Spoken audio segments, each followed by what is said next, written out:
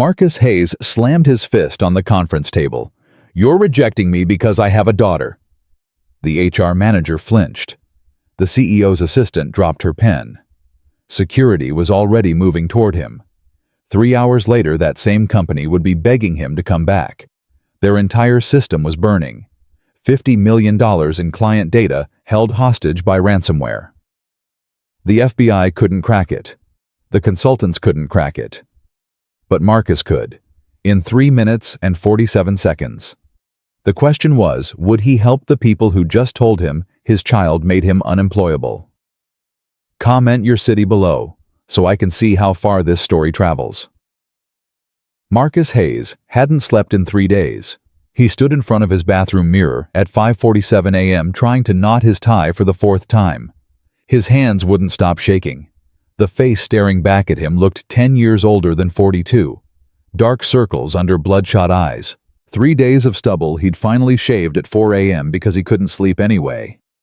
"Daddy?" He turned. Lily stood in the doorway clutching her stuffed elephant. 6 years old, brown eyes just like her mother's.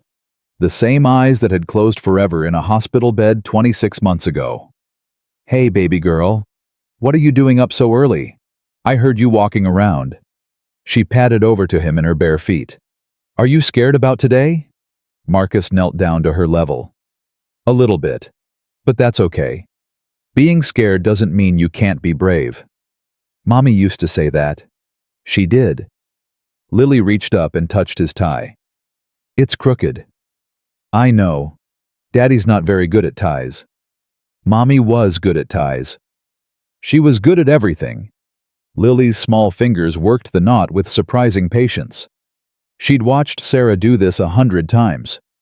Marcus felt his throat tighten as he watched his daughter's concentrated face. "There." She stepped back. "Now you look handsome." Marcus pulled her into a hug. "What would I do without you?" "Probably wear crooked ties forever." He laughed. It felt foreign in his chest. He couldn't remember the last time he'd laughed. "Mrs. Chen is coming at 7 to take you to school," he said. "You be good for her, okay?" "I'm always good." "I know you are." Lily looked up at him with those devastating brown eyes. "Daddy, are we going to be okay?" The question hit him like a punch to the gut. She was 6. She shouldn't have to ask questions like that. She shouldn't have to worry about anything except which color crayon to use next. "We're going to be fine, sweetheart." "Promise?" Marcus hesitated. He'd made promises before that he couldn't keep. He'd promised Sarah she would beat the cancer. He'd promised Lily that Mommy would come home from the hospital. He'd promised himself he would never let his daughter see him break. "I promise," he said. It was the 18th time he'd made that promise before a job interview. 17 times he'd broken it. The drive to CloudNexus Technologies took 45 minutes. Marcus spent every minute of it rehearsing answers to questions he knew were coming. "Tell me about yourself." "I'm a cybersecurity specialist with 15 years of experience.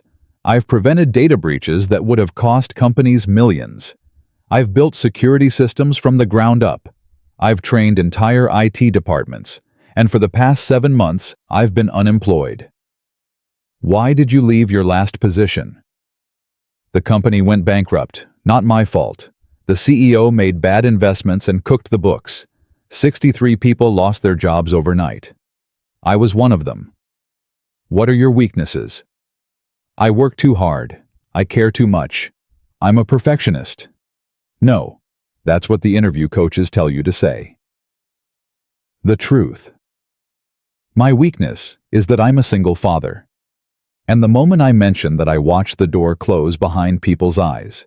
"Why do you want to work for CloudNexus?"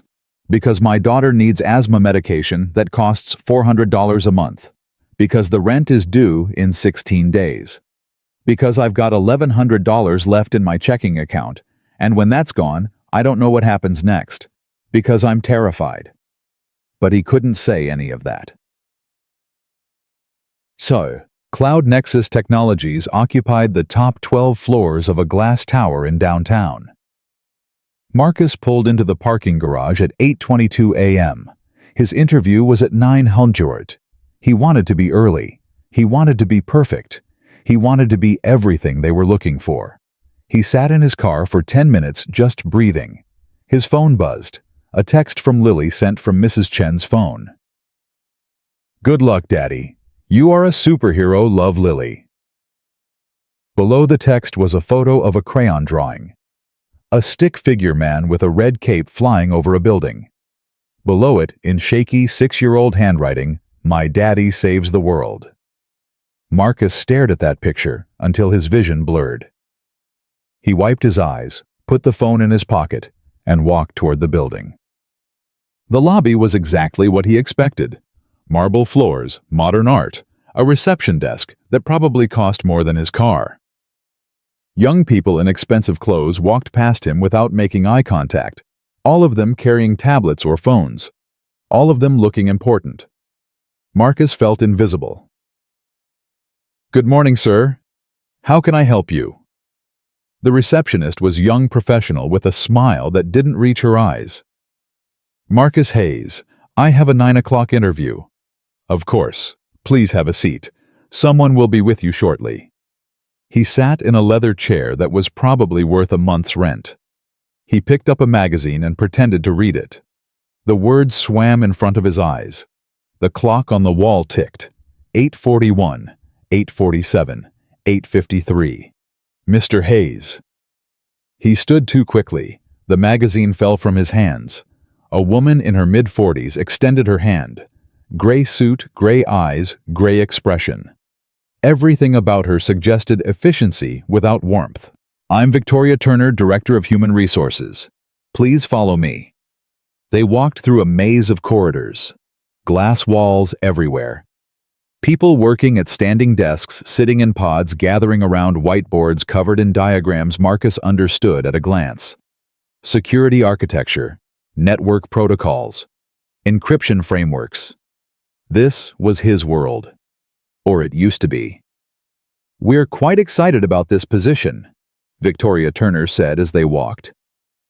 "CloudNexus is expanding our cybersecurity division. We're looking for someone with senior-level experience." "I have 15 years in the field," Marcus said. "Network security penetration testing incident response." "Yes, I saw that on your resume. Impressive credentials." They entered a conference room. 2 other people were already seated at the table. A man in his 50s with silver hair and a bored expression. Marcus recognized him from the company website as Derek Collins, Chief Technology Officer. Beside him sat a younger man, maybe 30, with perfectly styled hair and a smile that looked practiced. "Mr. Hayes, this is Derek Collins, our CTO, and Ryan Mitchell, Senior Security Analyst." Marcus shook hands with both of them. Derek's grip was weak and dismissive. Ryan's was aggressive like a challenge. "Please sit down," Victoria said. Marcus sat. The chair was hard. The room was cold. The fluorescent lights hummed overhead. "So, Mr. Hayes." Derek Collins opened a folder Marcus's resume he assumed. "Walk us through your experience." Marcus had given this speech 17 times. He could do it in his sleep. "I started in IT support at a regional bank right out of college. Within 3 years, I'd moved into their security division. I built their entire firewall system from the ground up, and in 5 years, they never had a single successful breach. And after the bank, I was recruited by Sentinel Secure, a boutique cybersecurity firm, spent 8 years there. We handled security for Fortune 500 companies, government contractors, financial institutions. I personally led the incident response team." Sentinel Secure. Ryan Mitchell leaned forward. "They went under, didn't they?" "Financial problems. The CEO made some poor investment decisions. It had nothing to do with our security work. Our client satisfaction rate was 97%. Still," Ryan said with a small smile, "the company failed. That doesn't exactly inspire confidence." Marcus felt his jaw tighten. "I was responsible for security, not accounting. In 8 years, not one of my clients experienced a data breach." "That's a bold claim." "It's a documented fact." Victoria Turner cleared her throat. Let's move on. Mr. Hayes, tell us about your approach to cybersecurity.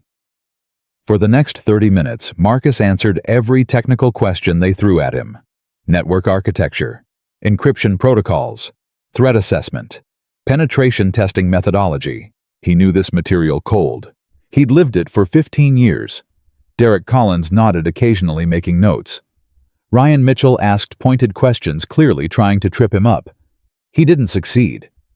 Marcus started to feel something he hadn't felt in 7 months. Hope. Well, Victoria Turner said, closing her notebook, your technical qualifications are certainly impressive. Thank you. There's just one more area we need to discuss. She exchanged a glance with Derek Collins. Your personal circumstances. Marcus felt the temperature in the room drop 10 degrees. I'm sorry. Your resume indicates a 7-month gap in employment. Can you explain that? As I mentioned, my previous company went bankrupt. I've been actively searching for a new position since then. 7 months is a long time. The job market is competitive. Victoria nodded slowly. And during those 7 months, what have you been doing? Applying for positions, staying current with industry developments, maintaining my certifications. Anything else? Marcus knew what she was really asking. He'd seen this moment in 16 previous interviews. The moment where they circled around to the question they really wanted to ask but couldn't say directly. I've also been caring for my daughter. The silence that followed was deafening. Your daughter, Victoria repeated. Yes, she's 6 years old. And, is there a Mrs. Hayes? My wife passed away 2 years ago. Cancer. More silence. Derek Collins suddenly found his notes very interesting. Ryan Mitchell leaned back in his chair with a knowing expression. I'm sorry for your loss. Victoria said, her voice professionally sympathetic. That must be very difficult. Thank you. So you're a single parent? I am. Mr. Hayes, this position requires a significant commitment. We often have critical situations that demand immediate attention. Nights, weekends, sometimes around the clock. I understand. Do you? Because we need someone who can be available when we need them. Not someone who has to leave early for school pickups or call in sick when their child has the flu. Marcus felt something hot rising in his chest. I have reliable childcare. My neighbor is retired and helps with my daughter. She's in an after-school program. But ultimately, Victoria interrupted, you're responsible for a child. That's a significant distraction. I prefer to call her my daughter. You know what I mean, Mr. Hayes. Children get sick. They have emergencies. They have needs that can't be scheduled around work demands. With respect, Ms. Turner, I've never let personal circumstances interfere with my professional responsibilities. My references can only tell us so much. She closed her folder. CloudNexus needs someone who can give 100%, not someone whose attention is divided. Marcus stared at her. 16 interviews. 16 variations of this same conversation. Are you saying you won't hire me because I have a daughter? I'm saying this position may not be the right fit for your current lifestyle. My lifestyle, I'm a father. That's not a lifestyle. It's a responsibility. Derek Collins shifted uncomfortably. Mr. Hayes, I think what Victoria is trying to say. I know exactly what she's trying to say. Marcus's voice was calm, but something was breaking inside him. She's saying that being a parent, specifically being a single father, makes me unemployable. That's not. Isn't it because I've had 17 interviews in 7 months? My technical skills are always impressive. My experience is always exactly what they're looking for. And then someone asks about my family, and suddenly I'm not a good fit. Victoria's expression hardened. Mr. Hayes, you're becoming emotional. I'm becoming honest. There's a difference. Perhaps we should end this interview. Maybe we should. Marcus stood up. His legs were shaking, but his voice was steady. "But before I go, let me tell you something. My daughter is the reason I'm good at what I do. She's the reason I work harder than anyone else. She's the reason I don't give up." Mr. Hayes. "I'm not finished." He looked at each of them in turn. "You think having a child makes me less committed? It makes me more committed. Because I don't have the luxury of failure. I can't give up and move back in with my parents. I can't take a year off to find myself. I have a little girl who depends on me for everything. That makes me the most reliable employee you could possibly hire." He picked up his folder. His hands were still shaking. "But you're too afraid to see that. You look at me and see a liability. You don't see a man who would move mountains to provide for his family." Victoria Turner stood. "Security will escort you out." "I know the way." Marcus walked to the door. Then he stopped and turned back. "You know what the saddest part is? Somewhere out there is another single parent, a mother maybe, who's being told the same thing you just told me. That their child makes them less valuable. That having someone who depends on them is a weakness instead of a strength." He shook his head. "Good luck finding someone who cares about their work as much as I care about my daughter. You'll be looking for a long time." He walked out of the conference room, down the hallway, past the glass walls and the expensive furniture and the young people with their tablets. He made it all the way to his car before the tears came. Marcus sat in his car for 20 minutes staring at nothing. His phone buzzed. A text from an automated system. "Thank you for your interest in CloudNexus Technologies. After careful consideration, we have decided to move forward with other candidates. We wish you the best in your future endeavors." They couldn't even wait for him to leave the parking garage. He thought about calling Mrs. Chen, telling her he was coming home early. But what would he say to Lily? She'd made him a drawing this morning. "My daddy saves the world." How do you tell a 6-year-old that the world doesn't want to be saved by someone like him? Marcus reached for the ignition, ready to drive home and face another afternoon of pretending everything was fine. Then he heard the sirens. 2 police cars screamed past the parking garage, entrance lights flashing. Then another. Then a black SUV with government plates. Marcus looked toward the CloudNexus building. People were running, not walking quickly, running, out of the doors across the plaza toward the parking garage. Something was very wrong. He got out of his car. A woman in a CloudNexus badge rushed past him. "What's happening?" Marcus asked. "Ransomware," she gasped. "Someone hacked the system. Everything's locked. They're asking for $50 million. Ransomware. Marcus had handled ransomware attacks before. Dozens of them. He knew their signatures, their weaknesses, their tricks. He walked toward the building. "Sir, you can't go in there," a security guard said. "The building is on lockdown." "I was just in there for an interview." "Then you need to leave. FBI is on the way." Marcus stood at the edge of the plaza watching the chaos unfold through the glass walls. People were running from workstation to workstation. Screens were flashing red. The same executives who had told him he wasn't a good fit were now screaming into phones, waving their arms, looking absolutely lost. A thought entered his mind. A crazy thought. They rejected him. They humiliated him. They made him feel worthless. Why should he help them? His phone buzzed. Another text from Lily via Mrs. Chen. "Daddy, I showed your picture to my teacher. She said you look like a hero. I told her you are a hero." Marcus looked at the message for a long time. Then he looked at the building. Then he made a decision. Marcus walked toward the building. Every rational part of his brain screamed at him to stop. These people had just humiliated him. They'd looked at him like he was damaged goods. They'd told him in the most polite corporate language possible that being a father made him worthless. And now he was going to help them. His feet kept moving. A security guard stepped into his path. "Sir, I already told you. The building is locked down. No one goes in." I'm a cybersecurity specialist, 15 years of experience. I've handled ransomware attacks before. That's great. The FBI will be here in 20 minutes. They'll handle it. In 20 minutes, whoever launched this attack will have already started encrypting the backup systems.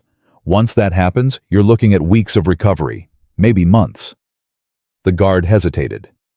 How do you know that? Because I've seen this before. I know how these attacks work. Look, man, I can't just let you... Who's in charge right now? What? Inside. Who's running the response? Who's making decisions? The guard looked over his shoulder at the chaos visible through the glass doors.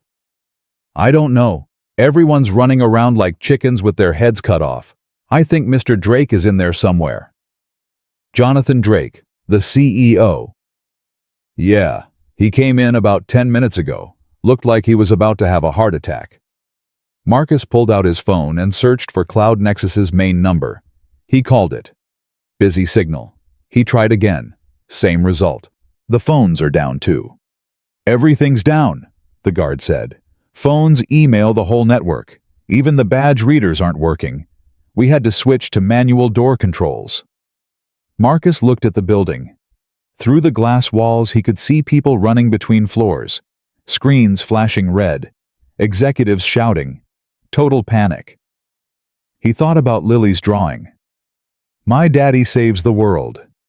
He thought about the $1,100 in his bank account. He thought about Victoria Turner's cold gray eyes. Let me talk to someone inside, Marcus said. Anyone, give me 5 minutes. The guard shook his head. I can't do that, I'd lose my job. What's your name? Why? Just tell me. Frank Morrison. Frank, how long have you worked here? 12 years. You have kids? Frank's expression changed slightly. 2. Boy and a girl. How old? 14 and 11. Good ages. Marcus paused. I have a daughter. She's 6. Her name is Lily. Her mother died 2 years ago, and now it's just the two of us. I'm sorry to hear that. I had an interview here this morning for a senior security position. I was qualified, more than qualified. But when they found out I was a single parent, they showed me the door. Frank's jaw tightened. That's not right. No, it's not. And right now, every instinct I have is telling me to get in my car and drive away. Let these people deal with their own problems. They didn't want me. Fine, they can figure this out without me. So why are you still standing here? Marcus looked at the building again. Because I know I can help. And if I walk away and this company goes under, hundreds of people lose their jobs. People like you, people with kids, people who had nothing to do with what happened in that interview room. Frank was quiet for a moment. Then he pulled out his radio. Control, this is Frank at the east entrance. I've got a guy here who says he's a cybersecurity expert. Says he can help with the situation. Can someone come down and talk to him? Static. Then a harried voice. Frank, we've got FBI on the way. We don't need random people walking in off the street. He's not random. He was here for an interview this morning. He knows what he's talking about. More static. Then, fine, I'll send someone down. But if this is a waste of time, it's on you. Frank looked at Marcus. Someone's coming. Thank you. Don't thank me yet. Whoever they send might just tell you to get lost anyway. Marcus waited. 2 minutes. 3. Through the glass he could see the situation deteriorating. More screens going red. More people panicking. Then the doors opened and Ryan Mitchell walked out. The same Ryan Mitchell who'd been in the interview. The one with the practice smile and the aggressive handshake. The one who'd asked pointed questions trying to make Marcus look bad. Now his smile was gone. His perfectly styled hair was disheveled. His tie was loosened, and there was sweat on his forehead. You, Ryan said. What are you doing here? I heard you have a problem. The FBI is handling it. The FBI isn't here yet, and by the time they arrive, you'll have lost everything. Ryan's eyes narrowed. How do you know what we've lost? Because I know ransomware. I know how it works, how it spreads, how to stop it. This building has been under attack for... Marcus checked his watch. 43 minutes.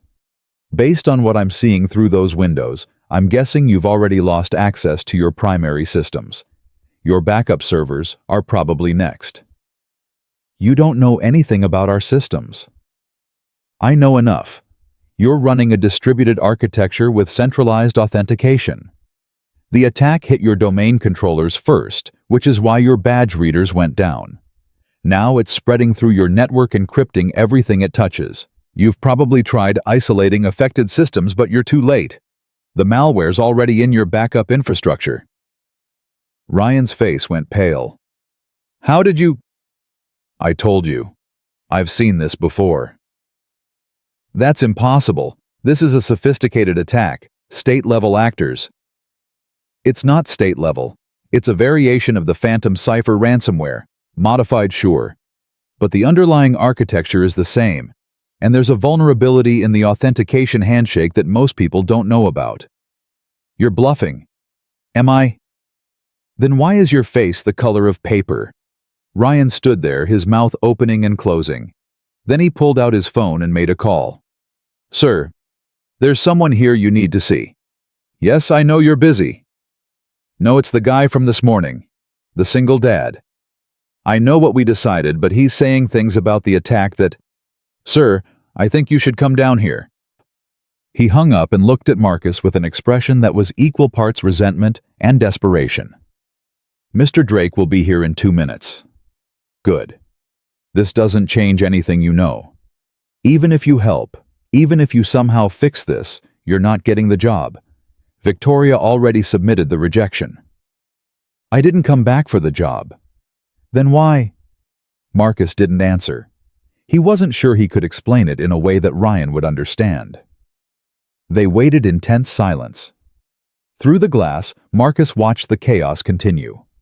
More consultants were arriving now, expensive-looking people carrying expensive-looking equipment. He counted at least 8 different teams setting up workstations in the lobby. Then the doors burst open, and Jonathan Drake emerged. The CEO was in his late 50s with silver hair and a face that probably looked distinguished in normal circumstances. Right now it looked like he was about to stroke out. His suit jacket was missing, his shirt sleeves were rolled up, and there was a wild look in his eyes. You're the security guy. The one from this morning. Marcus Hayes. Ryan says you know something about this attack. I know how to stop it. Drake let out a sharp laugh. I've got 50 consultants in there who say the same thing.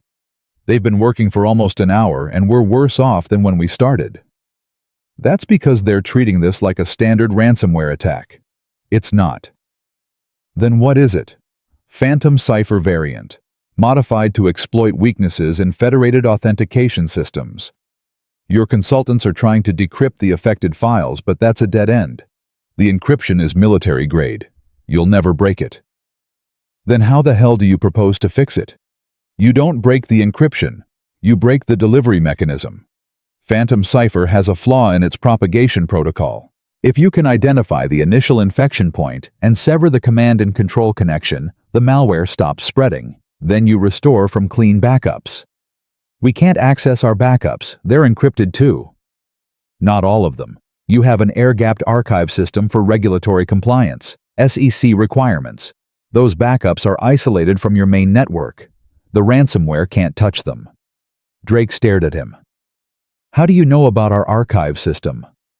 It's standard for companies your size, especially ones dealing with financial data. I'm guessing you do annual compliance audits. Quarterly. Then your archive system has backups from the last quarter. Clean ones. The attack only started 45 minutes ago. Your quarterly data is safe. Drake turned to Ryan. Is that true? Could we restore from the compliance archives? Ryan looked like he'd swallowed something sour. Theoretically. But even if we could, we'd lose everything from the last month. Client communications project files, financial records. Those are recoverable too, Marcus said. If we act fast. Right now the malware is still encrypting files. But encryption takes time. Anything it hasn't reached yet is still accessible. If we can identify which segments of your network are still clean and isolate them, we can preserve that data before it's touched. Drake's eyes were fixed on Marcus with an intensity that was almost uncomfortable. You sound very confident. I am confident. You've done this before. Something similar. 3 years ago. Different company, different ransomware variant, but the same basic principles. We recovered 98% of the data in under 4 hours. 4 hours. Drake looked at his watch. Our biggest investor presentation is in 90 minutes. If we can't access our client database by then, we lose a $30 million contract. Then we better get started. Drake studied him for a long moment. Marcus could see the calculation happening behind his eyes. The risk of trusting an outsider versus the certainty of losing everything. Victoria said you have a child. A daughter. She's 6. She said that made you a liability. Victoria was wrong. Drake let out another sharp laugh. Yeah, I'm starting to think Victoria is wrong about a lot of things. He looked at Ryan. Get him inside. Give him whatever access he needs. Sir, with all due respect, we don't know anything about this man. He could be part of the attack for all we know. If he wanted to destroy us, he wouldn't need to walk through the front door. We're already drowning. Drake fixed his gaze on Marcus. Besides, I'm a pretty good judge of character. And this man isn't a saboteur. He's a father who needs a job. Marcus felt something shift in his chest. Not gratitude, not yet, but something like recognition. Thank you, he said. Don't thank me. Fix my company. Then we'll talk. They walked through the glass doors into chaos. The lobby had been transformed into a war room. Dozens of people huddled around computer terminals, talking rapidly into phones, typing frantically. Cables snaked across the marble floor.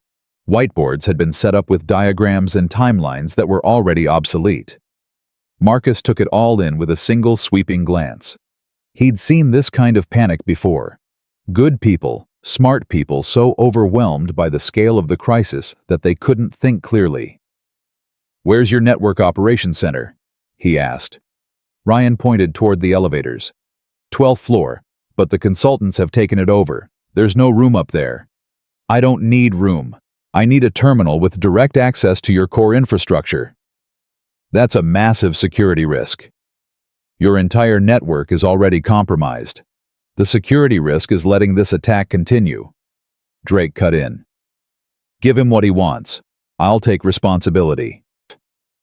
They rode the elevator in tense silence. Marcus's mind was already racing, mapping out the steps he would need to take. Identify the infection vector. Trace the command and control server. Sever the connection. Isolate clean systems. Restore from archive. Simple. Theoretically. The doors opened on the 12th floor, and Marcus stepped into a nightmare. At least 30 consultants were crowded into a space designed for maybe 15. Multiple screens displayed cascading error messages. Everyone was shouting over everyone else. Phone calls overlapped with in-person arguments. Someone had set up a coffee station in the corner, and the smell of burnt coffee mixed with the acrid scent of overheated electronics. Who's in charge here? Marcus asked. A heavy-set man with a shaved head turned around. He wore an expensive suit and an expression of supreme irritation. Who the hell are you? He's with me, Drake said, stepping out of the elevator behind Marcus. He's going to help. We don't need help. We've got this under control. Really? Because from where I'm standing, it looks like you've got chaos under control. The man's face reddened. Mr. Drake, I've been doing this for 20 years. This is a sophisticated attack. We need time to analyze the malware, understand its architecture. We don't have time, Marcus interrupted. Every minute you spend analyzing is another minute the encryption spreads. You're treating this like an autopsy, when you should be treating it like emergency surgery. And who exactly are you to tell me how to do my job? Someone who's going to fix this while you're still arguing about it. The room went quiet. Everyone was staring at Marcus now. The audacity of this unknown man walking in and challenging the experts. Marcus didn't care. He'd spent 7 months having his credentials questioned by people who didn't understand what he could do. He was done being polite about it. "I need a terminal with root access to your primary domain controller," he said to Drake. "And I need everyone who isn't essential to get out of my way." The heavy-set consultant stepped forward. "This is insane. Mr. Drake, you can't just let some random person—" "Dr. Patterson." Drake's voice was calm but final. "My company is bleeding out on the table. The FBI is 20 minutes away, and my investor presentation is in 85 minutes. So far, your team has spent an hour making things worse. So I'm going to take a chance on the random person. If he fails, we're no worse off than we are now. If he succeeds, we all go home heroes. Either way, you're going to step aside and let him work." Patterson's face went through several colors before settling on a mottled purple. "Fine, but when this blows up in your face, remember who warned you." He stepped aside, and Marcus moved to the central workstation. The screens were a mess of error logs and diagnostic readouts. Marcus ignored most of them. He pulled up a command line interface and began typing rapidly. "What are you doing?" Ryan asked, peering over his shoulder. "Tracing the infection path. The malware had to get into your system somehow. Email attachment, compromised website, malicious update. Something opened the door. If I can find that door, I can find the command and control server. We already checked email. Nothing suspicious in the last week." "Then it wasn't email." Marcus's fingers flew across the keyboard. "Pull your network access logs from the last 72 hours. I want to see every external connection." Ryan hesitated, then moved to an adjacent terminal and began pulling up the logs. Marcus continued his analysis. The attack was sophisticated, but all attacks followed patterns. And Marcus had seen a lot of patterns in 15 years. "There." He pointed at a line of code on his screen. "Tuesday at 3:47 a.m. Someone accessed your network from an IP address in Eastern Europe. That could be anything. We have remote workers all over the world. At 3:47 in the morning. And look at the access pattern. They went straight for your authentication servers. No browsing, no exploration. They knew exactly where they were going." Ryan looked at the logs on his own screen, then back at Marcus with growing alarm. "That's not a remote worker. No, that's your initial infection. Now we trace it forward." For the next 15 minutes, Marcus worked in focused silence. The room around him faded away. The arguing consultants, the panicked executives, even Drake's hovering presence. All that existed was the code on the screen and the puzzle it represented. He thought about Lily while he worked. Not consciously, more like a background hum in his mind. Her face when she'd fixed his tie this morning. Her voice telling him he was a superhero. Her unshakable faith that her daddy could do anything. He couldn't let her down. "Got it," he said suddenly. Everyone in the room turned to look at him. Marcus pointed at his screen. "The command and control server. It's routing through 3 different proxy servers, but the underlying IP is based in Romania. That's where the malware is getting its instructions. That's what's telling it which files to encrypt next." "So we block the IP?" Ryan asked. "It's not that simple. The malware has redundancy built in. You block one connection, it switches to a backup. But there's a vulnerability in the switching protocol. A timing window." He pulled up another window and began typing new commands. "What are you doing now?" "Creating a kill signal. When the malware tries to switch to its backup connection, there's a 3-second window where it's vulnerable. If I can inject a shutdown command during that window, the entire infection chain collapses." Dr. Patterson pushed his way to the front of the crowd.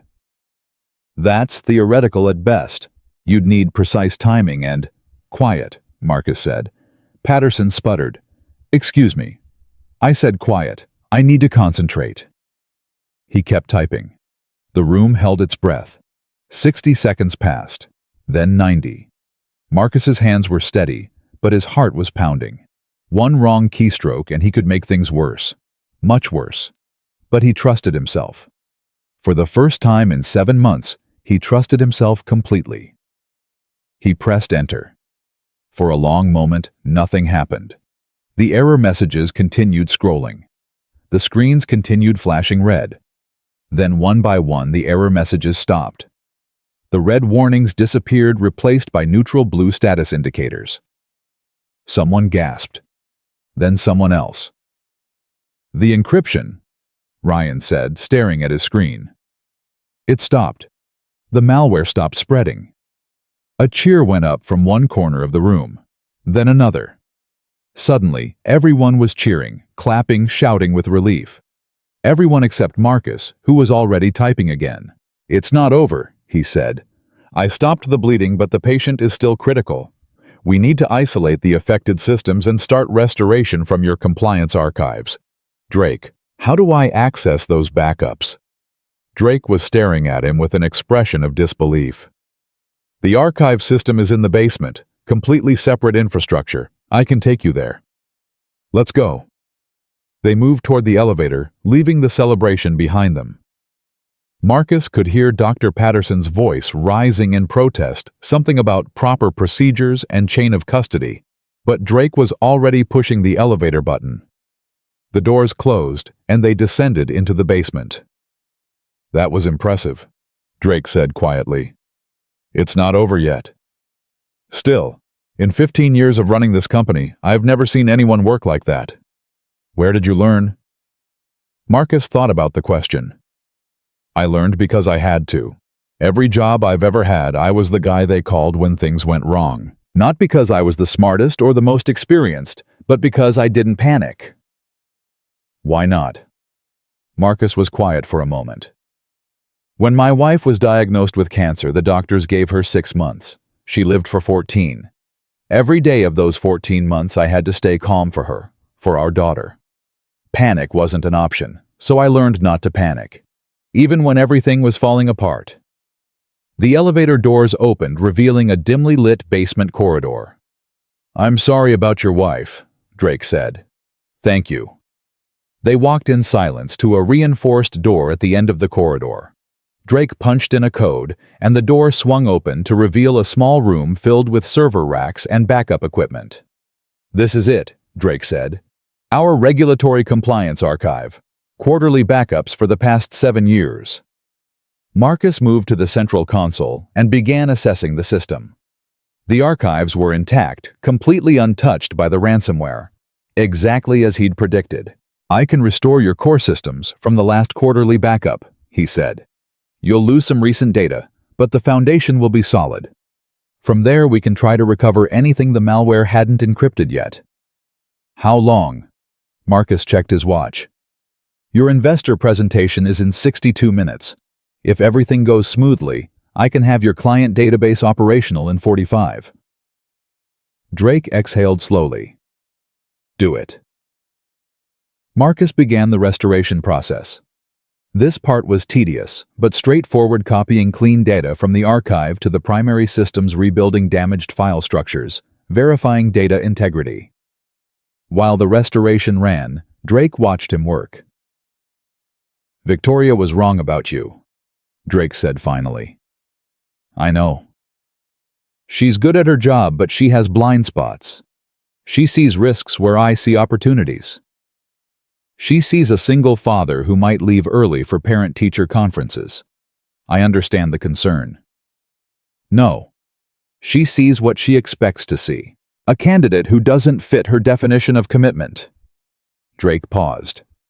"I had a son. He died when he was 4. Leukemia." Marcus stopped typing. "I'm sorry. It was 30 years ago. My wife and I. We couldn't stay together after. Too much grief.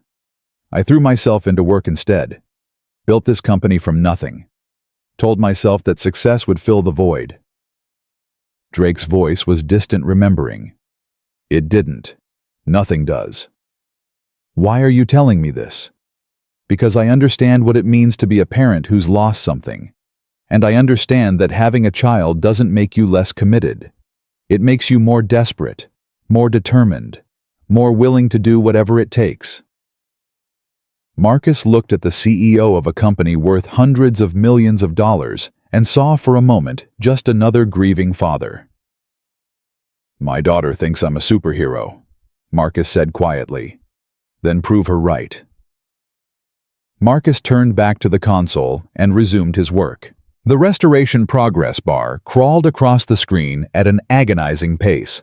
37%, 38. Each percentage point felt like an eternity. Marcus watched the numbers climb while his mind ran calculations. 58 minutes until the investor presentation. At the current rate, the core database would be online with maybe 10 minutes to spare. Maybe, if nothing went wrong. Something always went wrong. "How's it looking?" Drake asked. He'd been pacing the small basement room for the past 15 minutes, checking his phone every 30 seconds. "We're on track. Barely." "Barely isn't good enough. The investors are already in the building. They flew in from Singapore this morning. If we can't show them our client portfolio..." "I know. $30 million. Marcus didn't look up from the screen. "I heard you the first time." Drake stopped pacing. "I'm sorry. I'm not usually like this. It's just this contract. It's not just about money. It's about survival. We've been bleeding cash for 18 months. Bad investments, market downturns, that disaster with the European expansion. This Singapore deal is our lifeline. Without it, a lot of people lose their jobs. 347 employees, plus contractors, plus vendors who depend on our business." Drake's voice cracked slightly. "I've never had to do layoffs. 30 years in business, and I've never let anyone go. The thought of looking those people in the eye and telling them I failed them..." Marcus understood that weight. He understood it better than Drake could imagine. Every night for the past 7 months, he'd lain awake wondering how he would explain to Lily if they lost their apartment, if they had to move into a shelter, if he couldn't afford her medication. "We're not going to fail," Marcus said. "Not today." The progress bar hit 42%. Marcus's phone buzzed. A text from Mrs. Chen. "Lily had another asthma episode at school. Nurse gave her inhaler. She's okay now, but asking for you. Says she wants to show you something important when you get home." His heart clenched. Another episode. That was the third one this month. The doctor had said the episodes would increase if they didn't adjust her medication, but the new prescription cost $600, and his insurance had lapsed 3 months ago. He texted back, "Tell her Daddy loves her. I'll be home as soon as I can." He put the phone away and focused on the screen. 44%. "Family emergency?" Drake asked.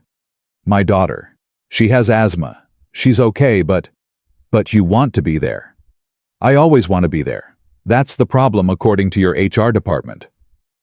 Drake winced. Victoria's perspective isn't necessarily the company's perspective. "Could have fooled me this morning?" "Fair enough." Drake sat down heavily in a chair against the wall. "When my son was sick, I spent every possible moment at the hospital. Slept there most nights.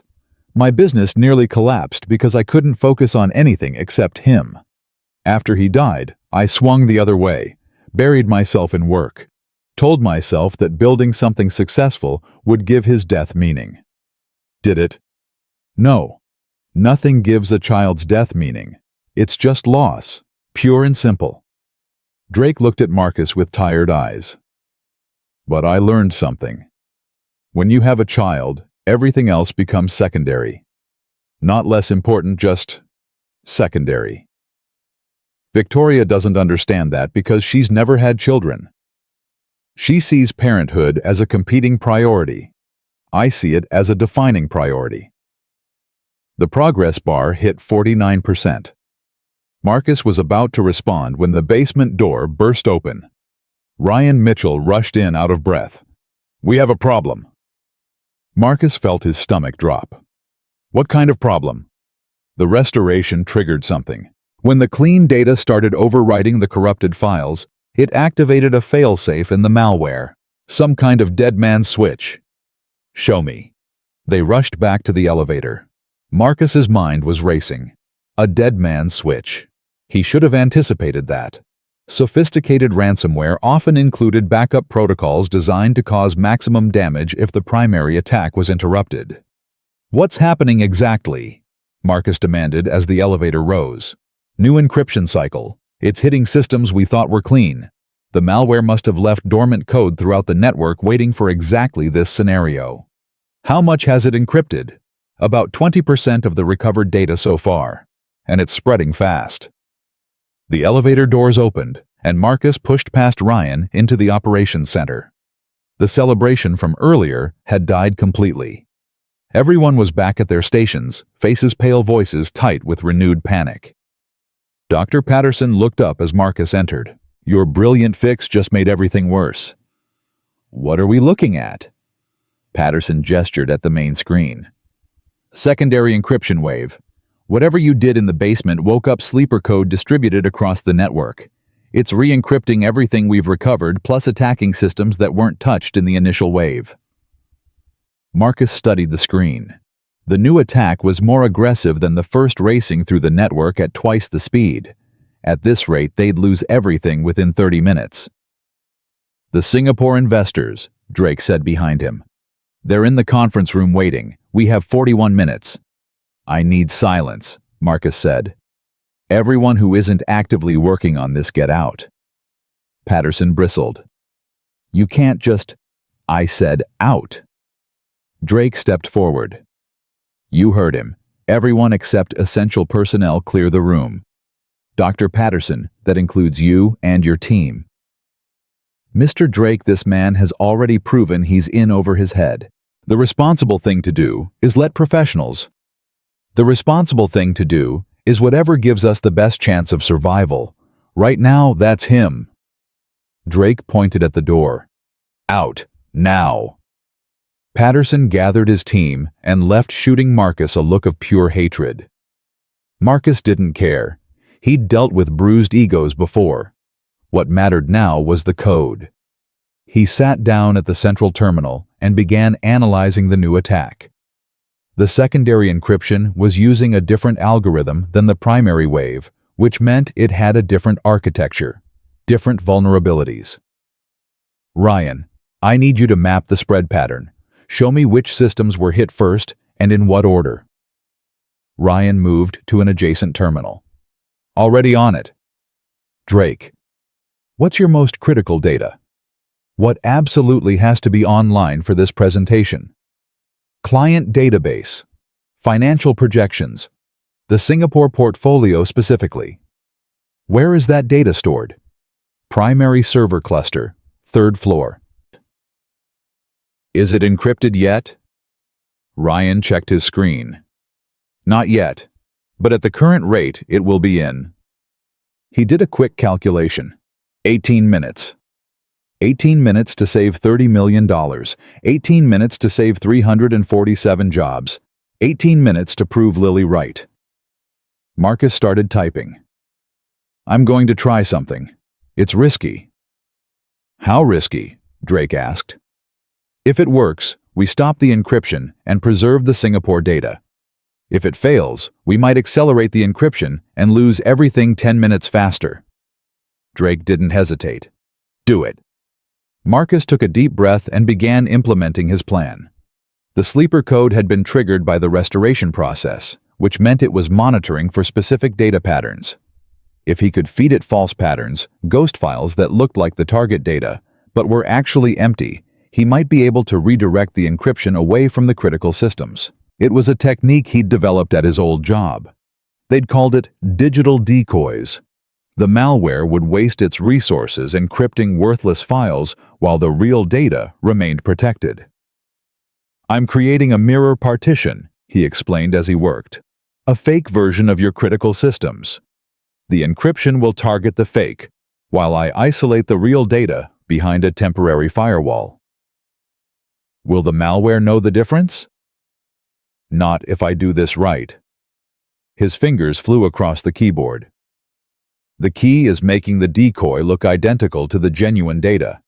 Same file sizes, same modification dates, same directory structures. The only difference is the content." Ryan watched over his shoulder. That's actually brilliant. Don't congratulate me yet.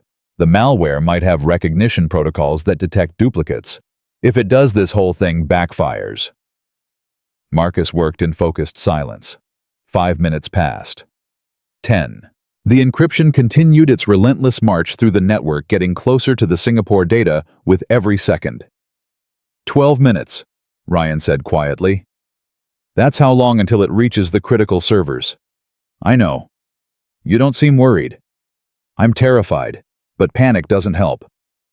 Marcus completed the decoy partition and initiated the transfer. Now came the hard part, redirecting the malware without alerting it to the deception.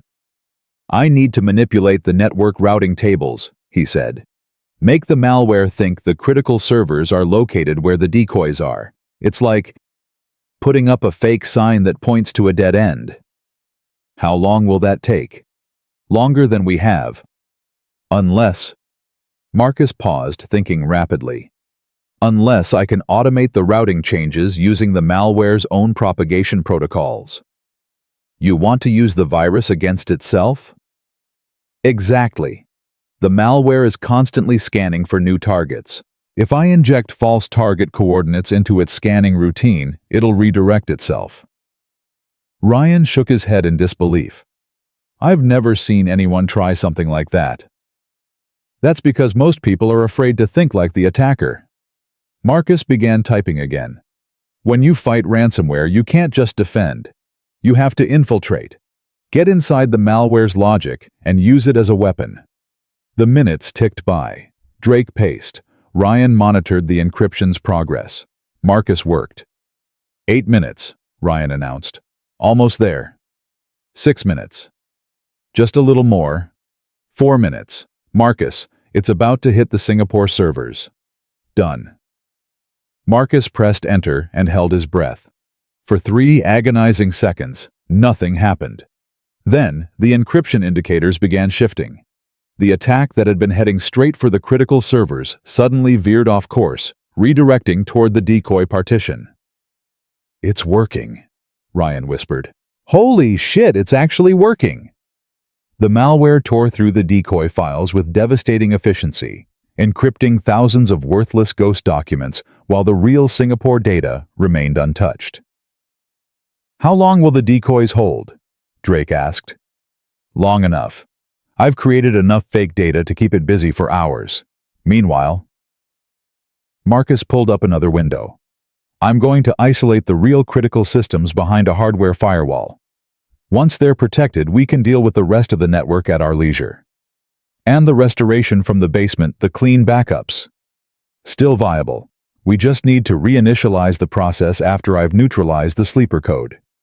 Marcus was already typing again. Ryan, can you identify which systems have the dormant malware? I can try. What am I looking for? Anomalous processes. Anything that's running in the background without a clear purpose. The sleeper code will be disguised as something innocuous, a system utility or maintenance routine. Ryan started searching, while Marcus continued fortifying the critical servers. 26 minutes until the investor presentation. The Singapore data was safe, but they still needed to restore full access to the client database. Found something, Ryan said. There's a process called System Health Monitor running on about 40% of our machines. It was installed 3 weeks ago. 3 weeks. That's when the initial breach occurred. They planted the sleeper code and waited until now to trigger the main attack. Marcus shook his head. Patient. Methodical. This wasn't amateurs. Can you disable it? Not without triggering more failsafes. The sleeper code is probably monitoring for shutdown attempts. Marcus thought for a moment. But I can quarantine it. Isolate the infected machines from the network so they can't receive new instructions or spread further. Do it. Marcus began the quarantine process. One by one, infected machines were cut off from the main network, their malicious payloads neutralized through digital isolation. 22 minutes, Drake said. My team needs at least 10 minutes to prepare the presentation once they have access to the data. You'll have it. The quarantine continued. 30% of infected machines isolated. 40%. 50. Marcus's phone buzzed again. Another text from Mrs. Chen. Lily's school called. Her teacher says she was crying during story time because she missed you. She's okay now, but wanted me to tell you she made you another picture. It's a castle with you and her living inside. She says when you get your new job, you can buy a castle. Marcus felt tears prick at his eyes. A castle. His daughter dreamed of castles while he struggled to afford her asthma medication. He blinked the tears away and focused on the screen. 70% quarantined, Ryan reported. The encryption is slowing down significantly. Good. Keep monitoring. Let me know if anything changes. Marcus turned his attention back to the restoration process. With the sleeper code contained, he could safely resume the data recovery from the basement archives. He initiated a new restoration cycle, this time with additional safeguards to prevent another dead man's switch activation. 17 minutes, Drake said. We're going to make it. Are you sure? No, Marcus kept typing. But I'm going to act like I am until proven otherwise. The restoration progress resumed. 60%, 65%. The client database was slowly coming back online, its records intact, its data preserved. 12 minutes. Almost there. 10 minutes, Marcus. I know. The tension in the room was suffocating. Every second felt like an hour. Every percentage point on the progress bar felt like a mountain to climb. Then, at 78%, the system froze. What happened? Drake demanded. Marcus's hands flew across the keyboard. Conflict error. The restoration is trying to overwrite a locked file. Something in the system is refusing to let go. Can you fix it? I'm trying. 8 minutes until the presentation. The progress bar sat frozen at 78%. Marcus dug into the system logs, searching for the source of the conflict. The locked file was in the authentication system, a user profile that had been corrupted during the initial attack and was now blocking the restoration. It's a permissions issue, he said. Someone's user account is stuck in a corrupted state. The system won't proceed until it's resolved. Whose account? Marcus checked the details and almost laughed. Victoria Turner. Ryan looked up in disbelief. The HR director. Her profile was modified during the attack, probably targeted specifically because of her high-level access. The restoration can't proceed because her account is caught between two states, the corrupted version and the clean backup. Can you delete it? Not without losing months of HR data, personnel files, payroll information, employment records. Then what do we do? Marcus thought rapidly. I need to manually rebuild her user profile from scratch, create a new account with identical permissions, and migrate the essential data before the restoration continues. How long will that take? 6 minutes, maybe 7. We have 8. Then stop talking and let me work.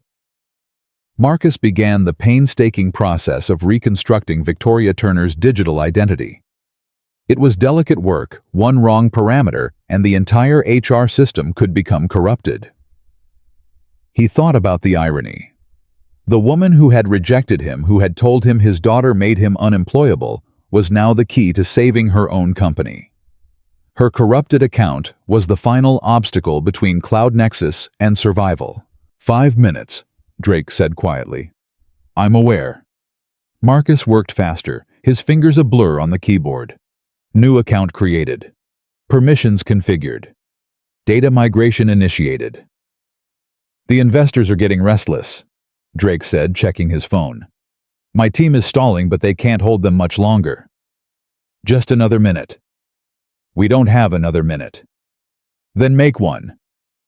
Drake stepped away and made a phone call. Marcus heard fragments of the conversation, apologies, assurances, requests for patience. The CEO of a major technology company reduced to begging for more time. The data migration completed. Marcus reinitiated the restoration process. The progress bar jumped from 78% to 80%. Come on, he whispered. Come on. 82, 85, 89. 2 minutes. Ryan said, his voice tight. 93, 96, 98. 1 minute. 99%. Marcus held his breath. The progress bar hit 100%. A confirmation message flashed across the screen. Restoration complete. Client database online. It's done, Marcus said. Drake was already on his phone. We're good. Launch the presentation. Full access to everything. The room erupted in cheers. People who had been strangers an hour ago were hugging each other, slapping backs, laughing with relief.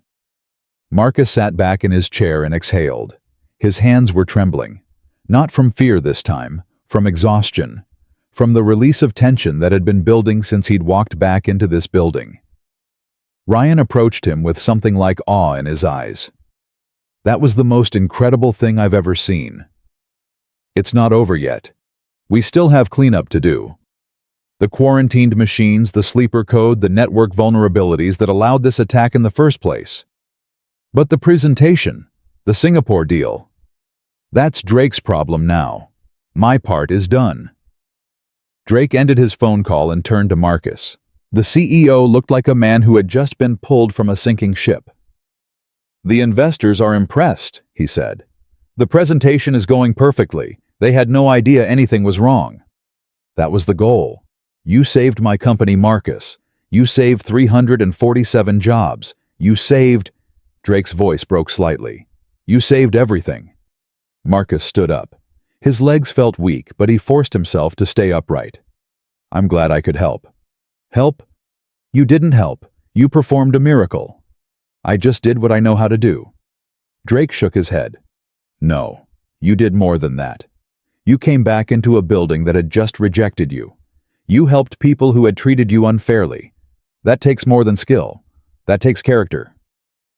Marcus thought about Lily's drawing. The stick figure superhero. The castle she dreamed they'd live in someday. I came back because I needed to, he said. For my daughter. Everything I do is for her. Drake studied him for a long moment. Wait here. I need to make some calls. Don't go anywhere. I have to pick up my daughter from school. What time? 3:30. Drake checked his watch. It's barely 2. You have time. Please, wait here. I'll be back in 20 minutes. Marcus hesitated, then nodded. 20 minutes. Drake hurried toward the elevator, already dialing his phone. Ryan approached Marcus again. That was really something. The way you worked, the way you stayed calm under pressure. I've never seen anything like it. You would have figured it out eventually. No, I wouldn't have. And neither would Patterson's team. We were all thinking too conventionally. You saw angles that none of us could see. Experience. That's all it is. 15 years of solving problems nobody else wanted to touch. It's more than that. Ryan paused. For what it's worth, I'm sorry about this morning. The interview. The way we treated you. You were following orders. I was being a jerk. There's a difference. Ryan extended his hand. Whatever happens next, I want you to know that I respect what you did today, and I was wrong about you. Marcus shook his hand. Thank you. Ryan nodded and walked away, leaving Marcus alone with his thoughts. He pulled out his phone and looked at Lily's latest drawing forwarded by Mrs. Chen. A castle with 2 stick figures inside. One small, one tall.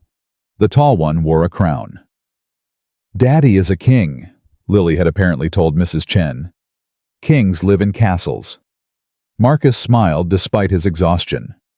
His daughter's faith in him was so absolute, so unshakable. She had no idea how close they were to losing everything. She didn't know about the empty bank account, the mounting bills, the 17 rejections that had nearly broken him.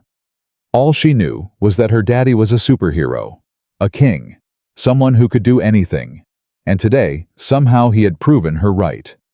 He looked around the operations center. People were still celebrating, but the energy was starting to shift toward cleanup and assessment. The crisis was over, but the work continued. Marcus thought about what came next. Drake had asked him to wait, but for what? A thank you and a handshake, a check for his services. He hadn't asked for payment. He'd helped because it was the right thing to do, because people's jobs were at stake, because his conscience wouldn't let him walk away. But he still needed a job. He still needed income.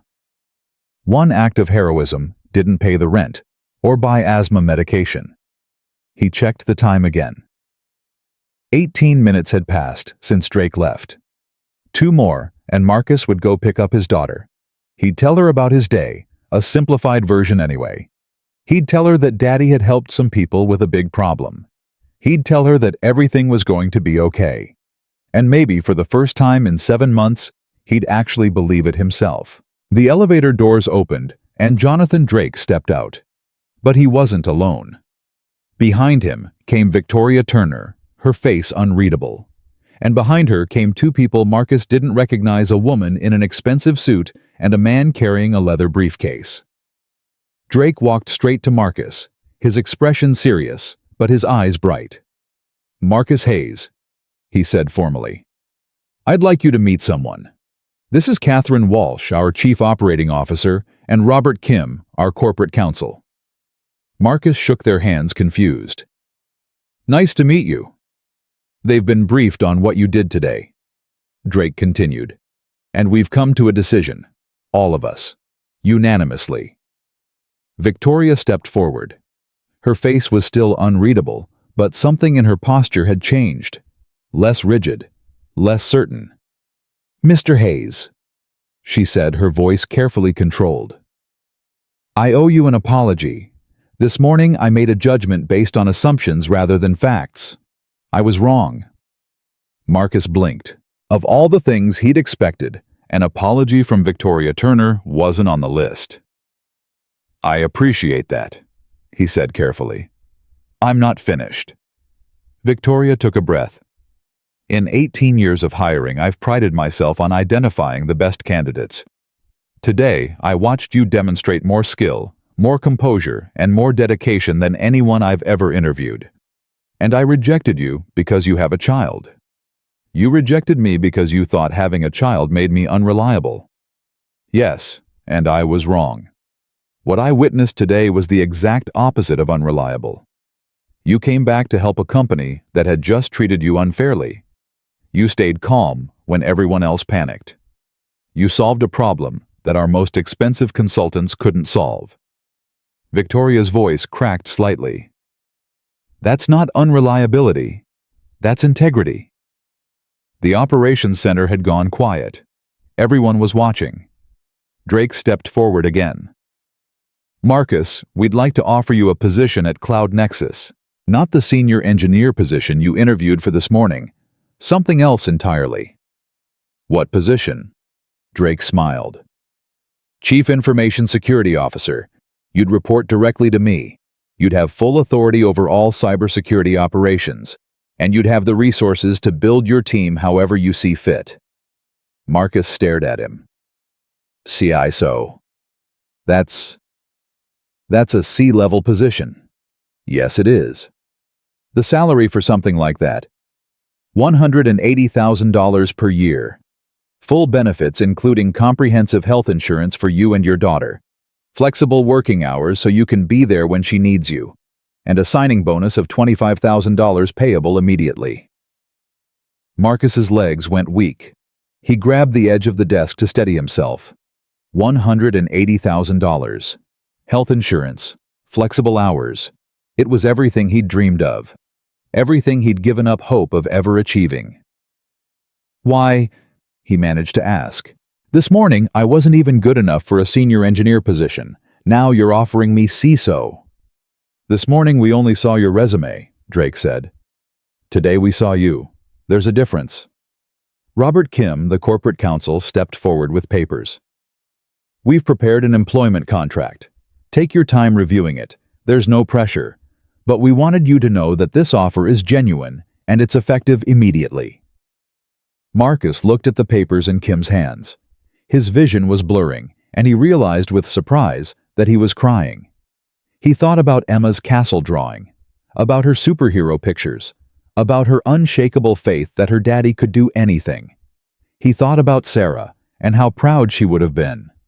He thought about the $1,100 in his bank account and how he'd lain awake every night wondering how he'd survive another month.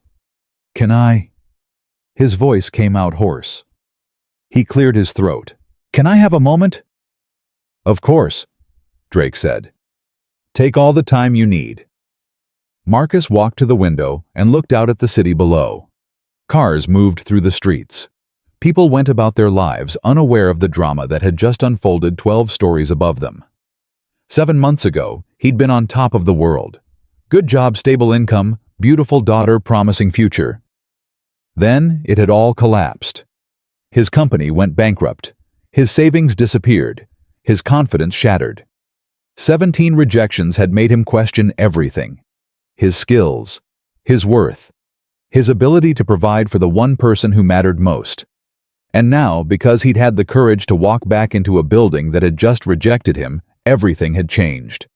He turned back to face the room. "I accept," he said.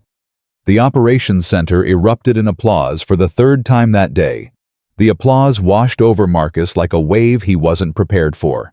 People he'd never met were shaking his hand, clapping him on the back, congratulating him as if he'd known them for years.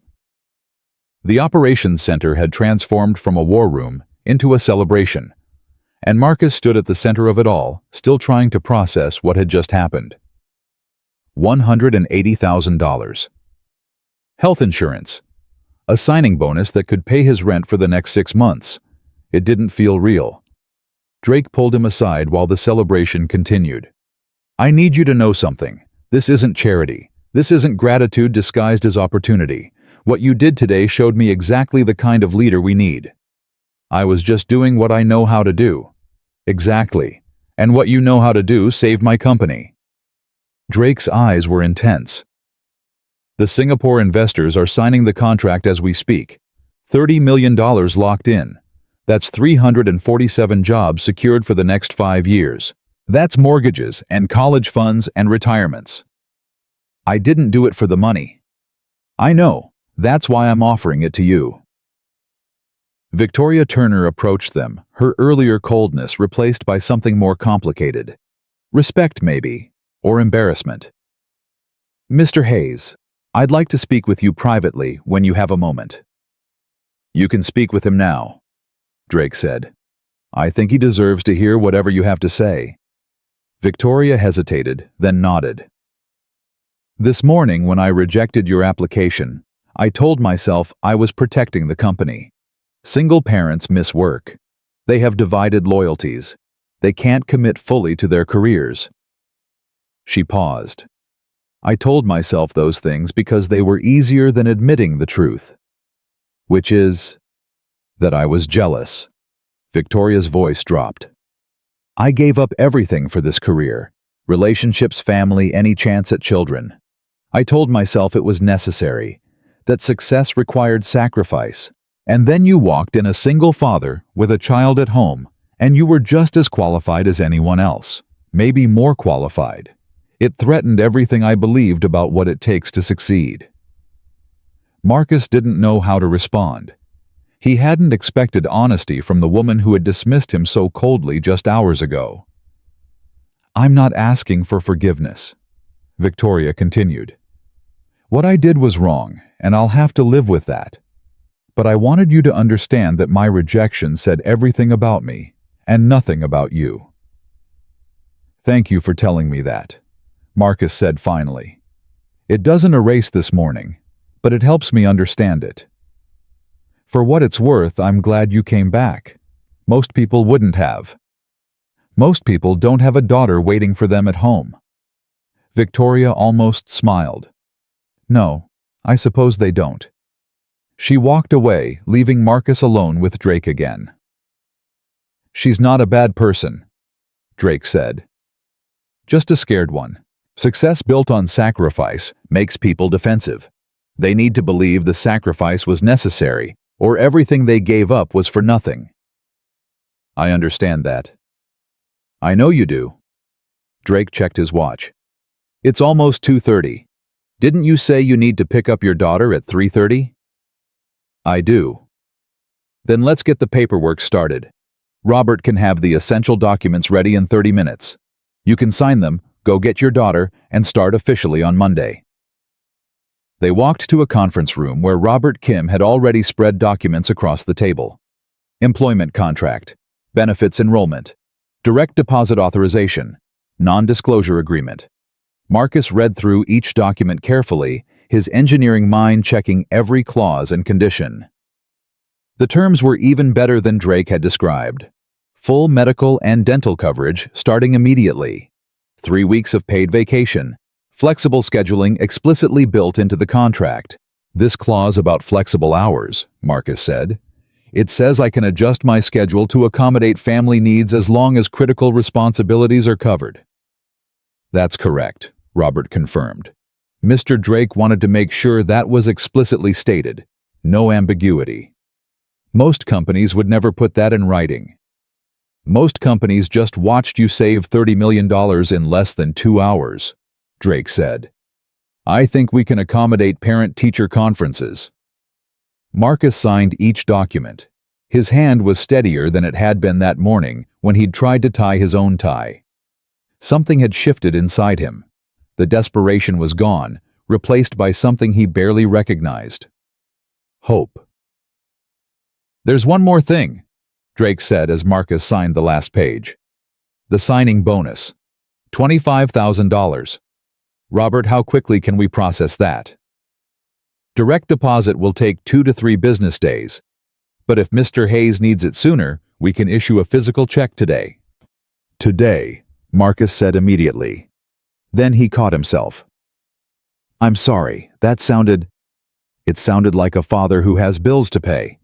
Drake nodded to Robert. Cut the check now. He takes it with him when he leaves. Yes, sir. Robert left to process the payment. Drake sat down across from Marcus. Can I ask you something personal? Of course.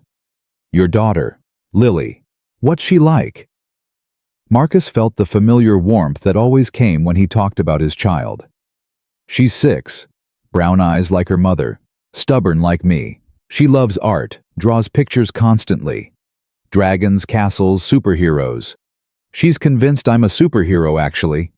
Makes me capes out of bath towels. Drake smiled, but there was sadness in it. She sounds wonderful. She's everything. After my wife died, I didn't know how I was going to survive. The grief it was like drowning. But Lily needed me to keep going. She needed breakfast made and stories read and nightmares chased away. She saved me by needing me. That's how it works with children, Drake said quietly. They save us just by existing. Marcus remembered what Drake had told him in the basement, about his son who had died, about the grief that never fully healed. I'm sorry about your son, Marcus said. I should have said that earlier. Thank you. It was a long time ago, but some things never stop hurting. No, they don't. They sat in comfortable silence for a moment, 2 fathers bound by loss and love in different measures. My wife was diagnosed with cancer when Lily was 3, Marcus said. The doctors gave her 6 months. She lived for 14. Every single day of those 14 months she fought.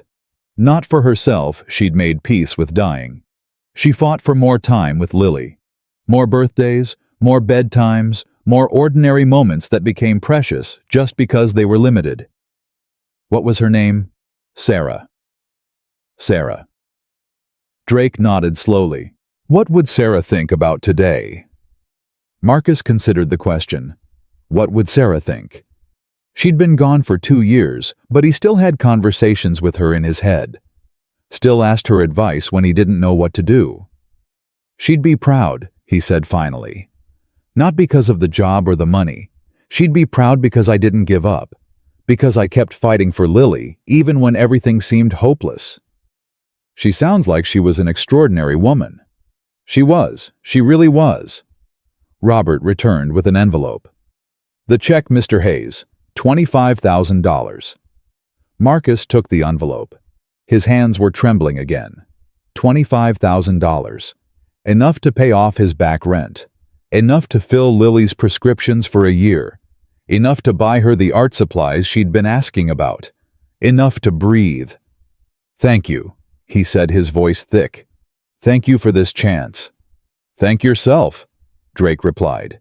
"You earned every penny of it." Marcus tucked the envelope into his jacket pocket. "I should go. Lily's school lets out in 45 minutes and I don't want to be late."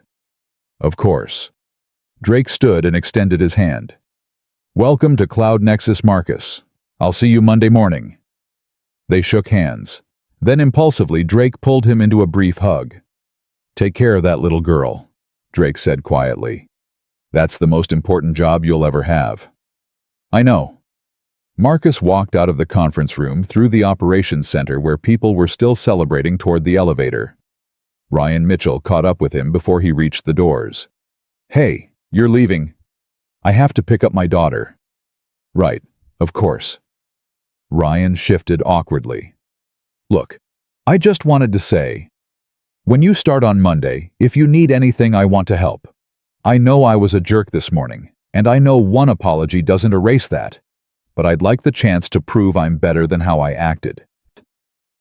Marcus studied the younger man. Ryan's practiced confidence from this morning was gone, replaced by something more genuine. "Everyone deserves a second chance," Marcus said. "I'll see you Monday." Ryan nodded, relief evident on his face. "See you Monday." The elevator doors opened. Marcus stepped inside and pressed the button for the lobby. As the doors closed, he caught one last glimpse of the operations center.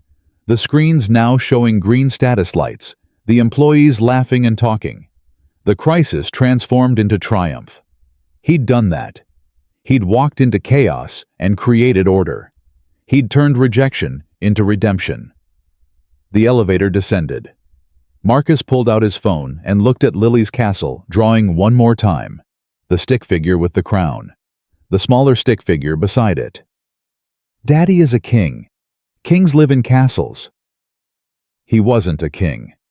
He was just a father who loved his daughter more than anything in the world.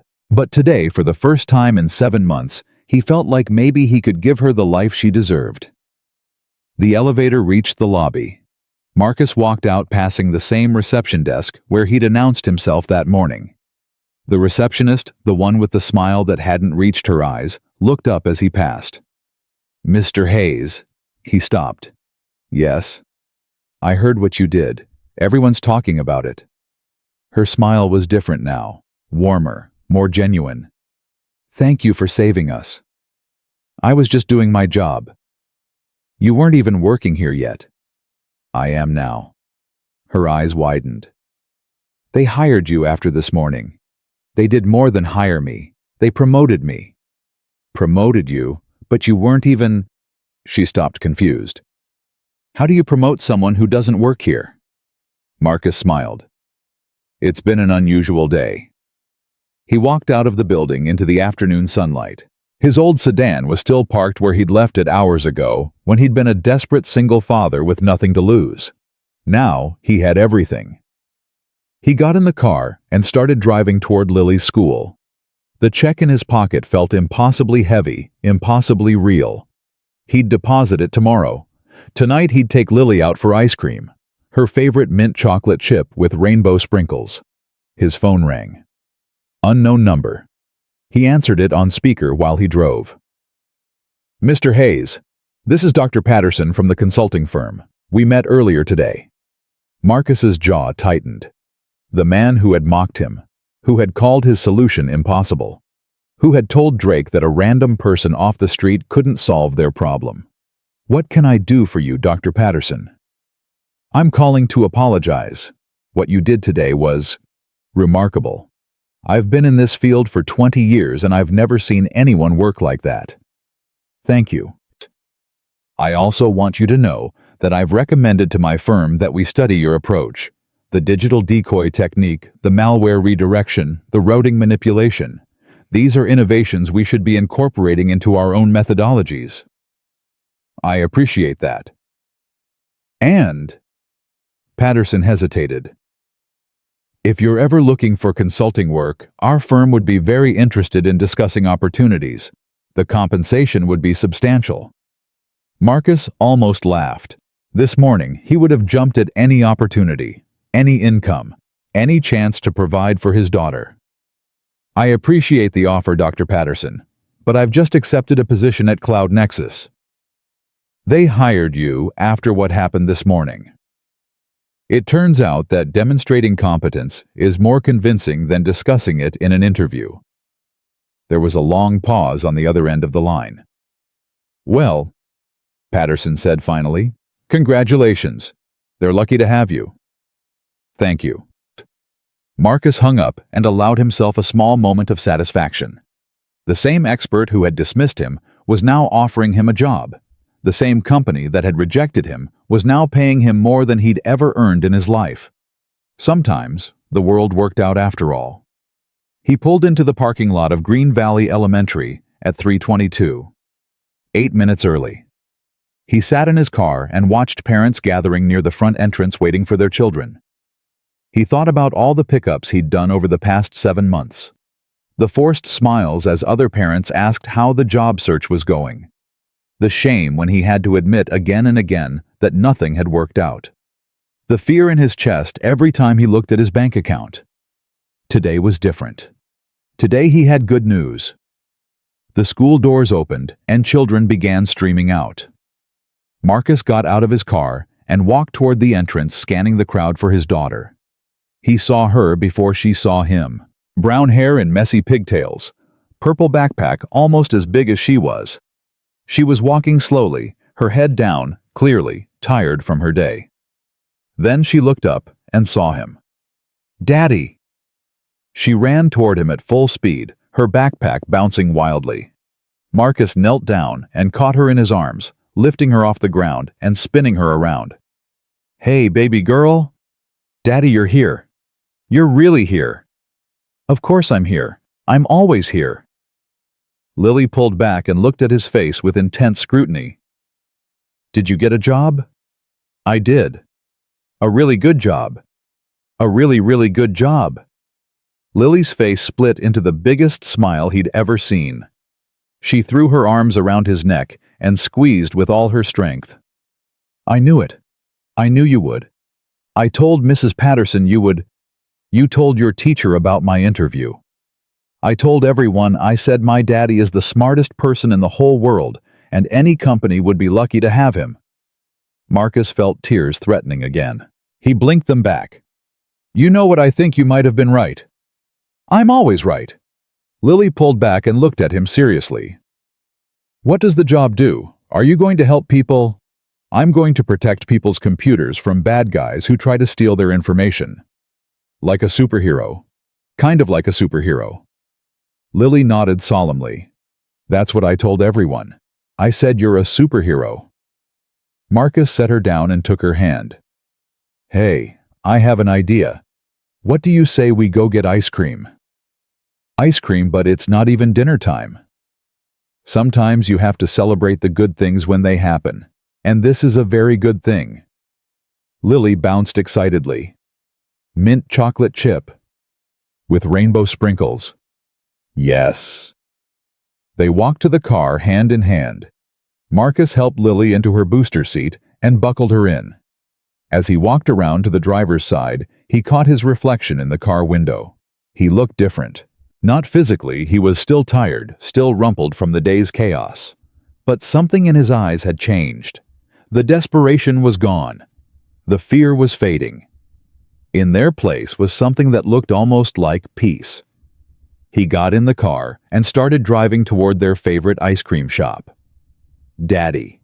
Yeah, baby. Did the people at the job say nice things about you? Marcus thought about Victoria Turner's apology, about Drake's job offer, about Ryan Mitchell's request for a second chance. They did, eventually.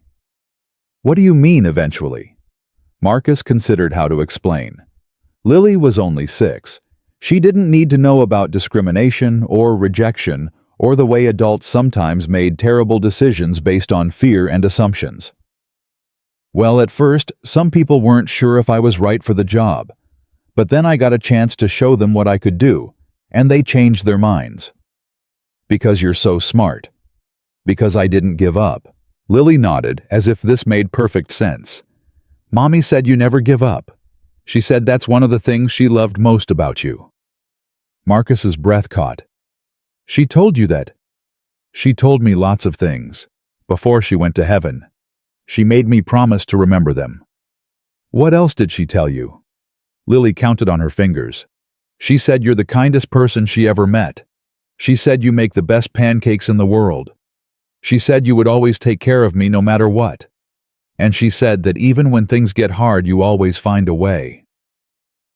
Marcus couldn't speak.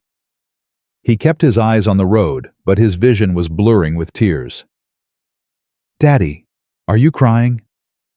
A little bit. Why? Because I miss Mommy, and because I'm so grateful for you.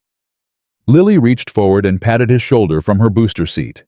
It's okay to cry, Daddy. Mommy said crying is how we let the sad out, so there's more room for happy. Marcus laughed through his tears. Mommy was very wise. I know. That's why I remember everything she said. They pulled into the ice cream shop parking lot. Marcus took a moment to compose himself before unbuckling Lily from her seat. Ready for ice cream? So ready. They walked into the shop hand in hand. The teenage employee behind the counter smiled at them. What can I get for you? 1 mint chocolate chip with rainbow sprinkles for the lady, Marcus said.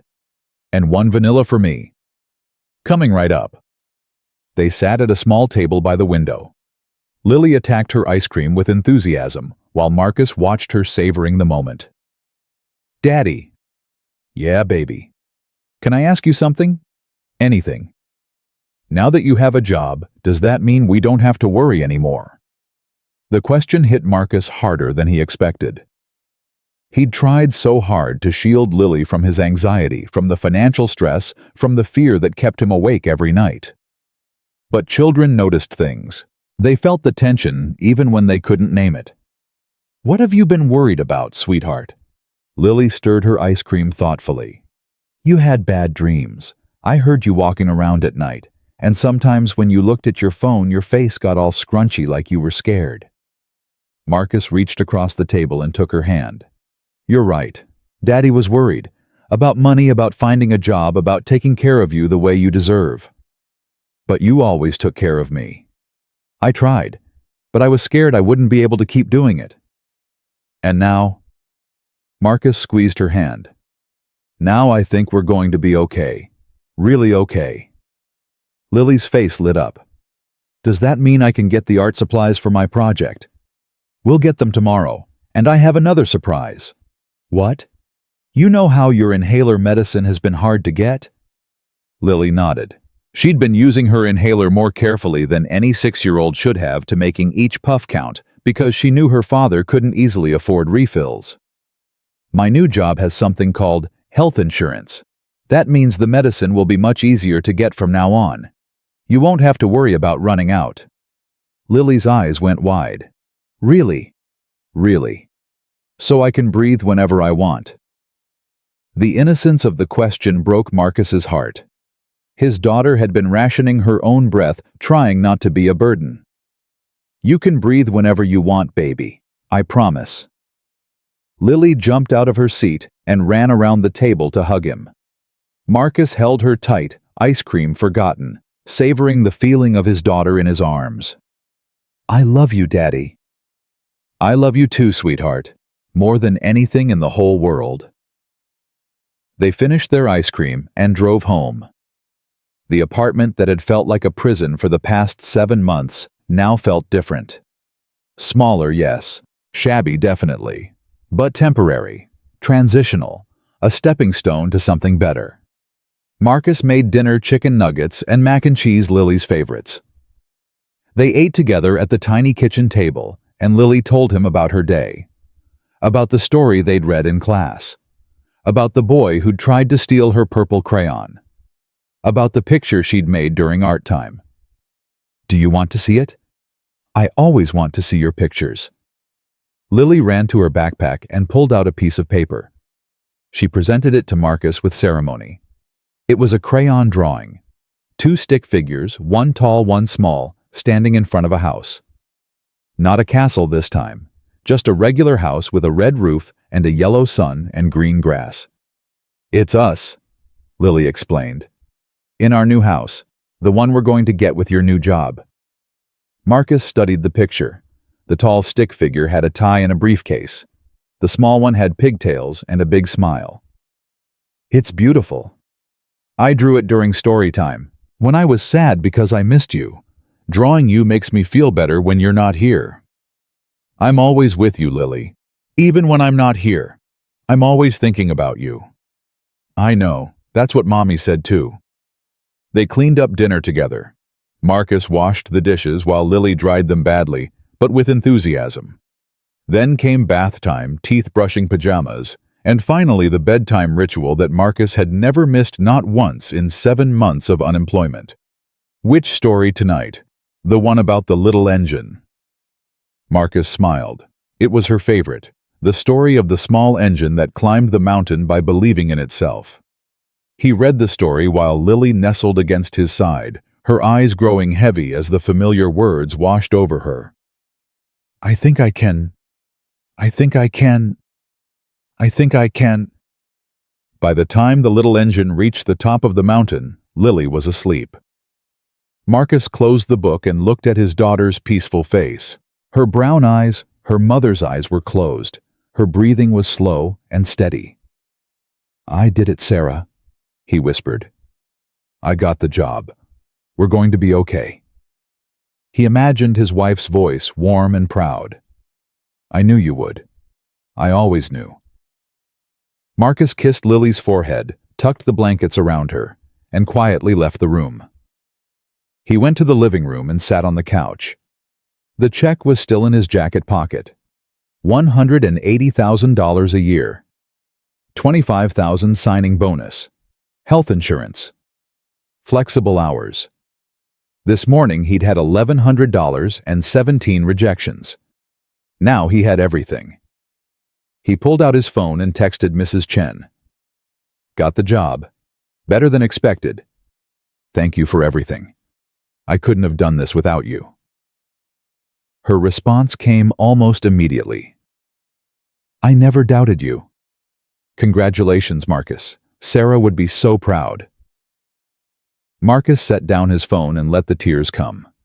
Not tears of sadness this time. Tears of relief, of gratitude, of hope. Tomorrow he would deposit the check. He would buy Lily's art supplies. He would fill her prescription. He would start planning for a future that finally seemed possible. But tonight he would just sit in the quiet of his small apartment and let himself feel the weight of victory. It had been 7 months of darkness. 7 months of rejection and fear and doubt. But his daughter had never stopped believing in him. And today, he had finally proven her right. Marcus woke up before his alarm. For the first time in 7 months, he hadn't tossed and turned through the night. No anxious dreams about unpaid bills. No waking at 3 a.m. to stare at the ceiling. Just deep, peaceful sleep. He lay in bed for a moment, letting the reality sink in. Today was Monday. His first day as Chief Information Security Officer at CloudNexus Technologies. His first day as someone who mattered again. He got up and walked to Lily's room. She was still asleep, curled around her stuffed elephant, her hair a tangled mess across her pillow. He watched her breathe for a moment, steady, unlabored breaths.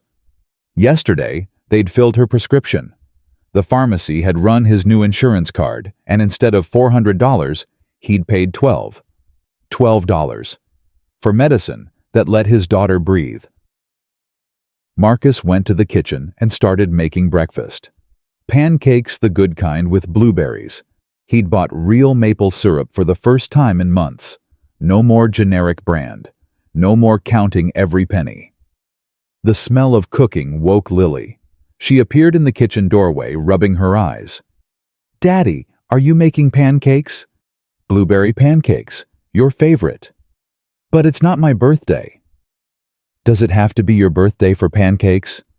Lily considered this seriously. "I guess not." She climbed into her chair at the table. "Is today your first day at the new job?"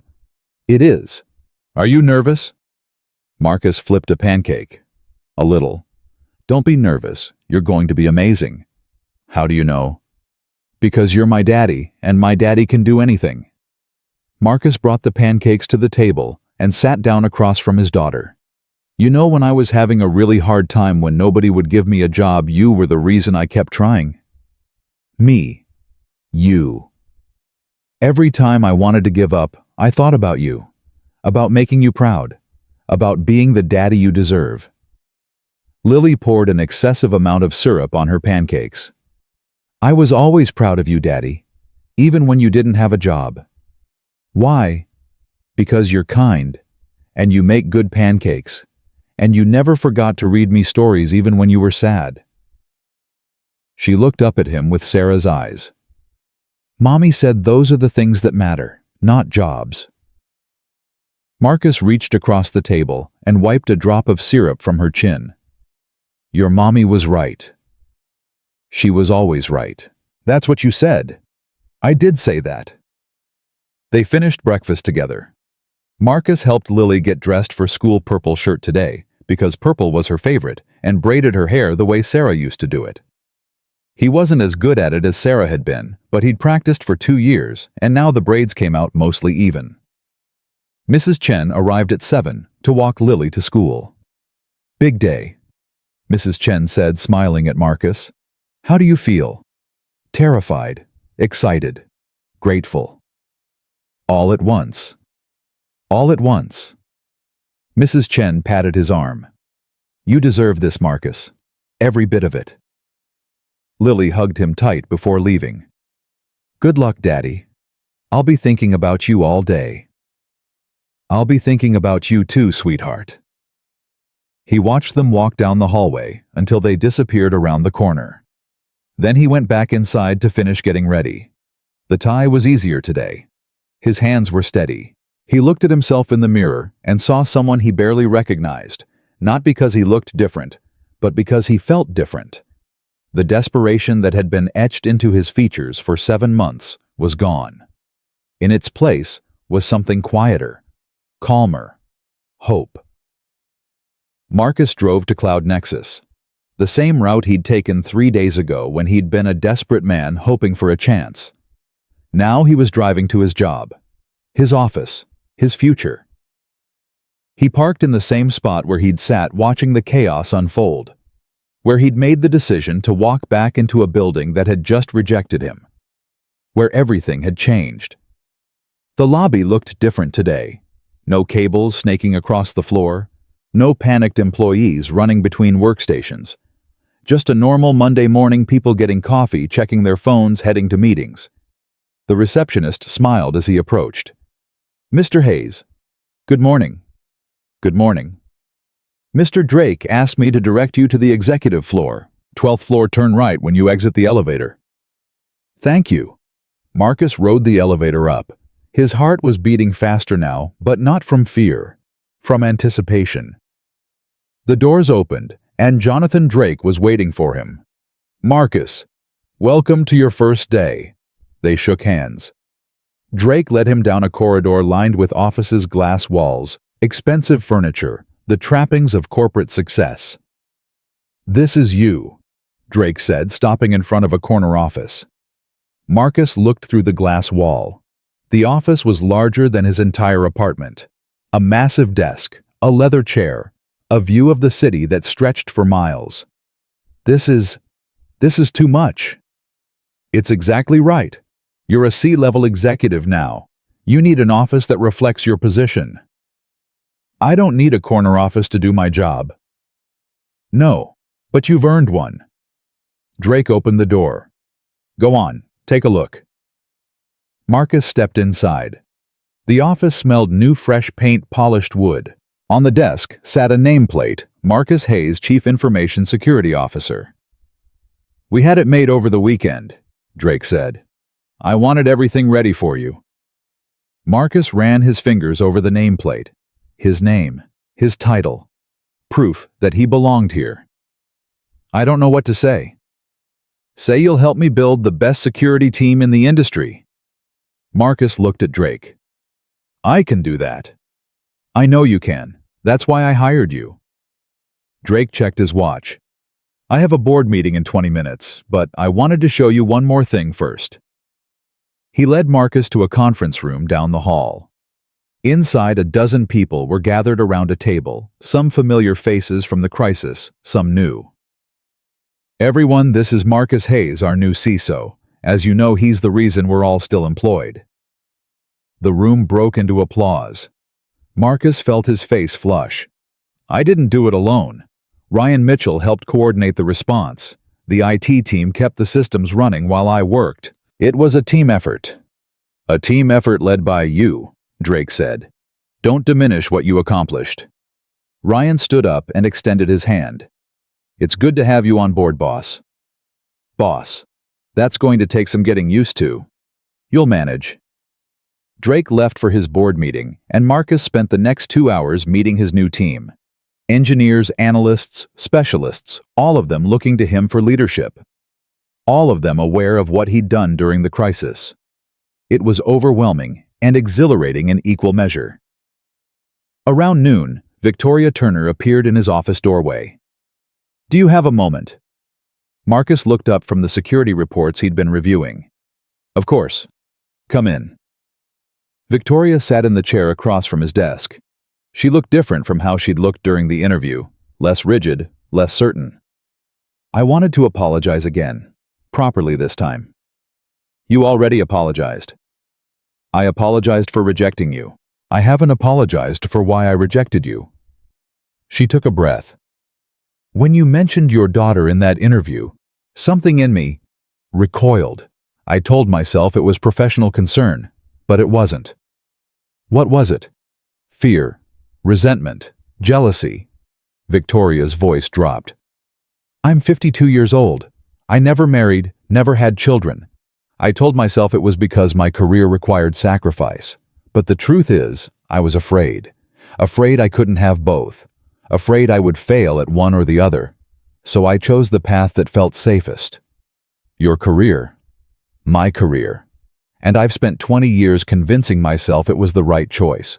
That women who tried to balance family and work were fooling themselves. That something always had to give. She looked at Marcus with something like pain in her eyes. Then you walked into my interview room. A single father raising a child alone with credentials that matched or exceeded any candidate I'd ever seen. You were proof that I was wrong.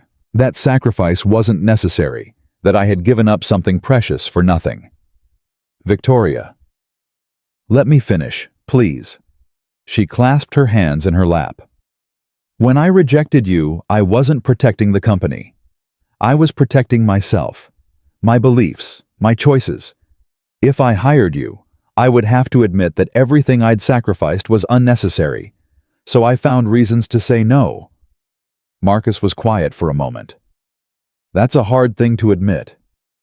It's the truth, and you deserve to hear it. Victoria stood. I'm not asking for forgiveness. I'm not asking for us to be friends. I just wanted you to know that what happened in that interview, it was about my failures, not yours. Thank you for telling me. Victoria nodded and turned to leave. Victoria. She stopped at the door. It's not too late, for any of it. What do you mean? I mean that the choices we made yesterday don't have to define the choices we make tomorrow. You're 52. That's not old. That's experienced. Whatever you gave up, whatever you regret, the only thing stopping you from building a different life is the belief that it's impossible. Victoria stared at him for a long moment. Something shifted in her expression, the hard edges softening, the defensive posture relaxing. You really believe that? I have to. I spent 7 months believing my life was over. 17 rejections, empty bank account, a daughter depending on me and nothing to offer her. And then everything changed in a single afternoon. Not because the world changed, but because I decided to walk back into a building that had rejected me. Marcus leaned forward. We don't get to choose what happens to us, but we always get to choose how we respond. Victoria was quiet for a long time. Then unexpectedly she smiled. Your daughter is lucky to have you. I'm lucky to have her. Victoria left. Marcus sat in his corner office, looking out at the city, thinking about the strange paths that led people to where they needed to be. The afternoon passed in a blur of meetings and introductions. By 5 o'clock, Marcus was exhausted but energized. He packed up his briefcase, his actual briefcase, the one Sarah had given him years ago, that he'd finally had reason to use again, and headed for the elevator. Drake caught him in the lobby. "How was your first day?" "Overwhelming, in the best way." "Good. Go home to your daughter. Tomorrow we start building something extraordinary." Marcus drove to Lily's school. He arrived 10 minutes early and waited in the pickup line, watching other parents gather near the entrance. A few of them recognized him. He'd been picking up Lily from this school for 2 years. They waved. He waved back. The doors opened and children poured out. Marcus spotted Lily immediately. Purple shirt, messy braids, backpack bouncing as she ran toward him. "Daddy!" He caught her in his arms and swung her around. "Hey, baby girl. How was your day?" "So good. I told everyone about your new job. My teacher said you must be really smart." "What did you say?" "I said you're the smartest person in the whole world and the nicest, and you make the best pancakes." Marcus laughed. "Those are some high compliments." "They're all true." Lily pulled back and looked at him seriously. "Daddy, can we go somewhere? I want to show you something." "Where?" "The park. The one with the big tree." Marcus knew which park she meant. It was the park where he and Sarah used to take Lily when she was a baby. The park where they'd had picnics and pushed her on swings and watched her take her first wobbly steps on the grass. They hadn't been there since Sarah died. "Are you sure that's where you want to go?" Lily nodded firmly. "I'm sure." They drove to the park in comfortable silence. Lily hummed a song she'd learned at school. Marcus listened and wondered what was going through his daughter's mind. The park was quiet on a Monday afternoon. A few joggers, some people walking dogs, but mostly empty. The big oak tree stood where it had always stood, its branches spreading wide over a patch of grass, where Marcus had once laid a blanket and watched his wife play with their daughter. Lily took his hand and led him to the base of the tree. "Sit down, Daddy." He sat. Lily sat beside him, her back against the trunk. "This is where Mommy used to sit," she said quietly. "I know. I remember. She would lean against the tree and watch me play. And sometimes she would close her eyes and smile like she was thinking about something happy." Marcus felt his throat tighten. "She loved this spot." "I know. That's why I wanted to come here." Lily reached into her backpack and pulled out a piece of paper. "I made something for her. And for you." She handed him the paper. It was a crayon drawing, 3 stick figures under a tree. One tall figure with broad shoulders, one medium figure with long hair, one small figure with pigtails. "It's us," Lily said. "You and me and Mommy. I know she's in heaven, but I wanted to draw her with us anyway, because she's always with us even when we can't see her." Marcus stared at the drawing. His vision blurred with tears. "The art teacher said we should draw our families," Lily continued. "Some kids only drew the people who are still here. But I wanted to draw Mommy too. Is that okay?" "It's more than okay, sweetheart. It's perfect." "I miss her, Daddy." "I miss her too. But I think she's happy now, in heaven, and I think she's proud of us." Marcus pulled Lily into his lap and held her close. "What makes you say that?" "Because we didn't give up. Even when everything was hard, we kept going. Mommy always said that's the most important thing, to keep going." "She did say that. And we did it. You got a job, a really good job, and now we're going to be okay." Lily looked up at him with Sarah's eyes. "That's what Mommy wanted, for us to be okay." Marcus couldn't speak. He held his daughter and let the tears fall. Tears of grief, of gratitude, of love so overwhelming, it felt like drowning. "Daddy." "Yeah, baby. Can I tell you a secret?" "Anything." Lily leaned close to his ear. Sometimes when I'm really sad about Mommy, I close my eyes and pretend she's here with us. And I can almost hear her voice, telling me she loves me, telling me to take care of you. To take care of me. She said you would need me to be strong, because you would be sad, and sometimes sad people need someone to remind them that everything will be okay. Lily pulled back and looked at him seriously. So that's what I do. I remind you, even when you forget. Marcus thought about the past 2 years. The nights when grief had nearly consumed him. The mornings when getting out of bed felt impossible. The countless moments when Lily's smile or laugh or simple presence had pulled him back from the edge. His 6-year-old daughter had been carrying him all along.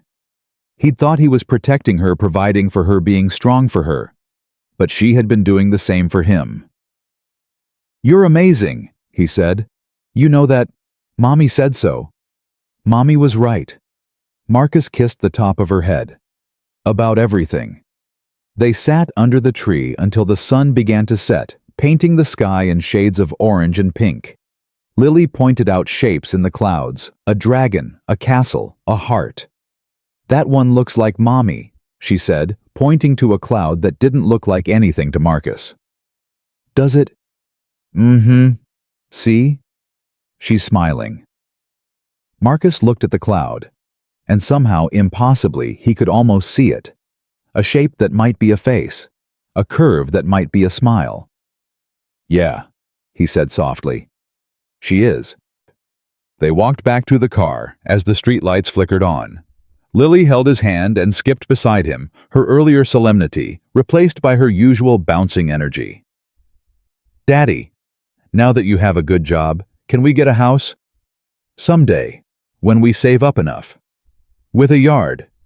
Definitely with a yard. And a dog. We'll talk about the dog. Please, I really want a dog. A fluffy one." Marcus laughed. "Let's start with the house. Then we'll discuss dogs." "Okay, but I'm going to keep asking." "I know you will." They drove home through the evening traffic. Lily chatted about her day, about her friends, about the book they were reading in class. Marcus listened and responded, but part of his mind was elsewhere. Thinking about Sarah, about how much she would have loved to see this day, about how proud she would have been.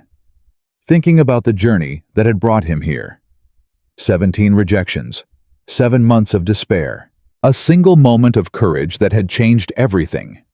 Thinking about the future, the job he would build, the team he would lead, the life he would create for his daughter. That night after dinner and bath time and story time, Marcus tucked Lily into bed. "Daddy?" "Yeah, baby." "Thank you." "For what?" "For not giving up. For being brave. For being my daddy." Marcus leaned down and kissed her forehead. "Thank you for being my daughter. For believing in me when I didn't believe in myself. For being the best reason I have to keep going." Lily smiled sleepily. "We make a good team. The best team. I love you, Daddy." "I love you too, sweetheart. More than you'll ever know." Her eyes closed, and within minutes she was asleep. Marcus stood in the doorway watching his daughter breathe. The small chest rising and falling, the peaceful expression on her face. The stuffed elephant clutched in her arms. 2 years ago, he'd stood in a hospital room watching Sarah take her last breath. He'd felt the world ending, the future collapsing into darkness, the weight of single parenthood crushing him before it had even begun. He'd wanted to give up. So many times he'd wanted to give up. But he hadn't. Because of the little girl sleeping in front of him, because of her faith in him, because of her need for him, and because somewhere, somehow, he'd known that the story wasn't over yet, that the darkness was temporary, that if he just kept walking forward one step at a time, eventually he would find the light. Marcus went to the living room and sat on the couch. He pulled out his phone and looked at the calendar. Tomorrow, another day at CloudNexus. Next week, his first major project. Next month, a raise he'd already been promised. But none of that mattered as much as what he had right now.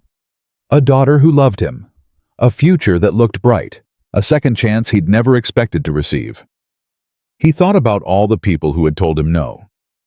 The 17 companies that had rejected him. The interviewers who had looked at him and seen a liability instead of an asset. The HR managers who had smiled politely while showing him the door. They had been wrong. All of them. He thought about Victoria Turner. About her admission that she'd rejected him out of fear and jealousy rather than professional judgment. About the countless other candidates in countless other companies who were being rejected right now for the same illegitimate reasons. Single parents, caregivers, people with responsibilities outside of work. They were being told implicitly and explicitly that their lives made them less valuable, that caring for someone else was a weakness, that dedication to family was incompatible with dedication to career. It was a lie. Marcus knew it was a lie because he was living proof. His love for Lily didn't make him less committed to his work. It made him more committed. Because every task he completed, every problem he solved, every success he achieved, it was all for her. He worked harder because he had someone depending on him. He thought more carefully because failure wasn't an option. He pushed through exhaustion and frustration and doubt because giving up meant letting down the person who mattered most. That wasn't a weakness. That was a superpower. Marcus looked at the framed photo on the end table. Sarah holding newborn Lily in the hospital. Both of them exhausted, both of them radiant with joy. "I wish you could see her now," he whispered to the photo. "She's so much like you. Kind, stubborn, brave. She takes care of me, Sarah, just like you asked her to." The photo didn't answer, of course. But Marcus felt something, a warmth, a presence, a sense that somewhere, somehow, Sarah was watching. He set down his phone and closed his eyes. Tomorrow would bring new challenges. The job would be demanding. The responsibility would be enormous. There would be setbacks and frustrations and moments when he questioned whether he was good enough. But he would face them all, because he wasn't alone. He had Lily. He had Mrs. Chen and the small community of people who had supported him through the darkest months. He had a company that had given him a chance and colleagues who respected his abilities. And he had himself. The man who had walked back into a building that had just rejected him. The man who had solved a crisis while his heart was breaking. The man who had refused to let his circumstances define his worth. That man could do anything. Marcus opened his eyes and looked around his small apartment one last time. The cramped kitchen, the second-hand furniture, the crayon drawings taped to every available surface. It wasn't a castle, not yet. But it was home. And with time, with work, with love, they would build something better. Together. He got up and walked to Lily's room one more time. She was still sleeping, her breathing slow and steady. The inhaler sat on her nightstand, fully prescribed, easily refilled, no longer a source of nightly anxiety. "Good night, baby girl," he whispered. "Dream big dreams. Tomorrow we keep building." He closed her door and went to bed. For the first time in 2 years, Marcus Hayes fell asleep without fear. The world had tried to tell him he wasn't enough, that being a single father made him unemployable, that his love for his daughter was a liability. The world had been wrong, and Marcus Hayes had proven it.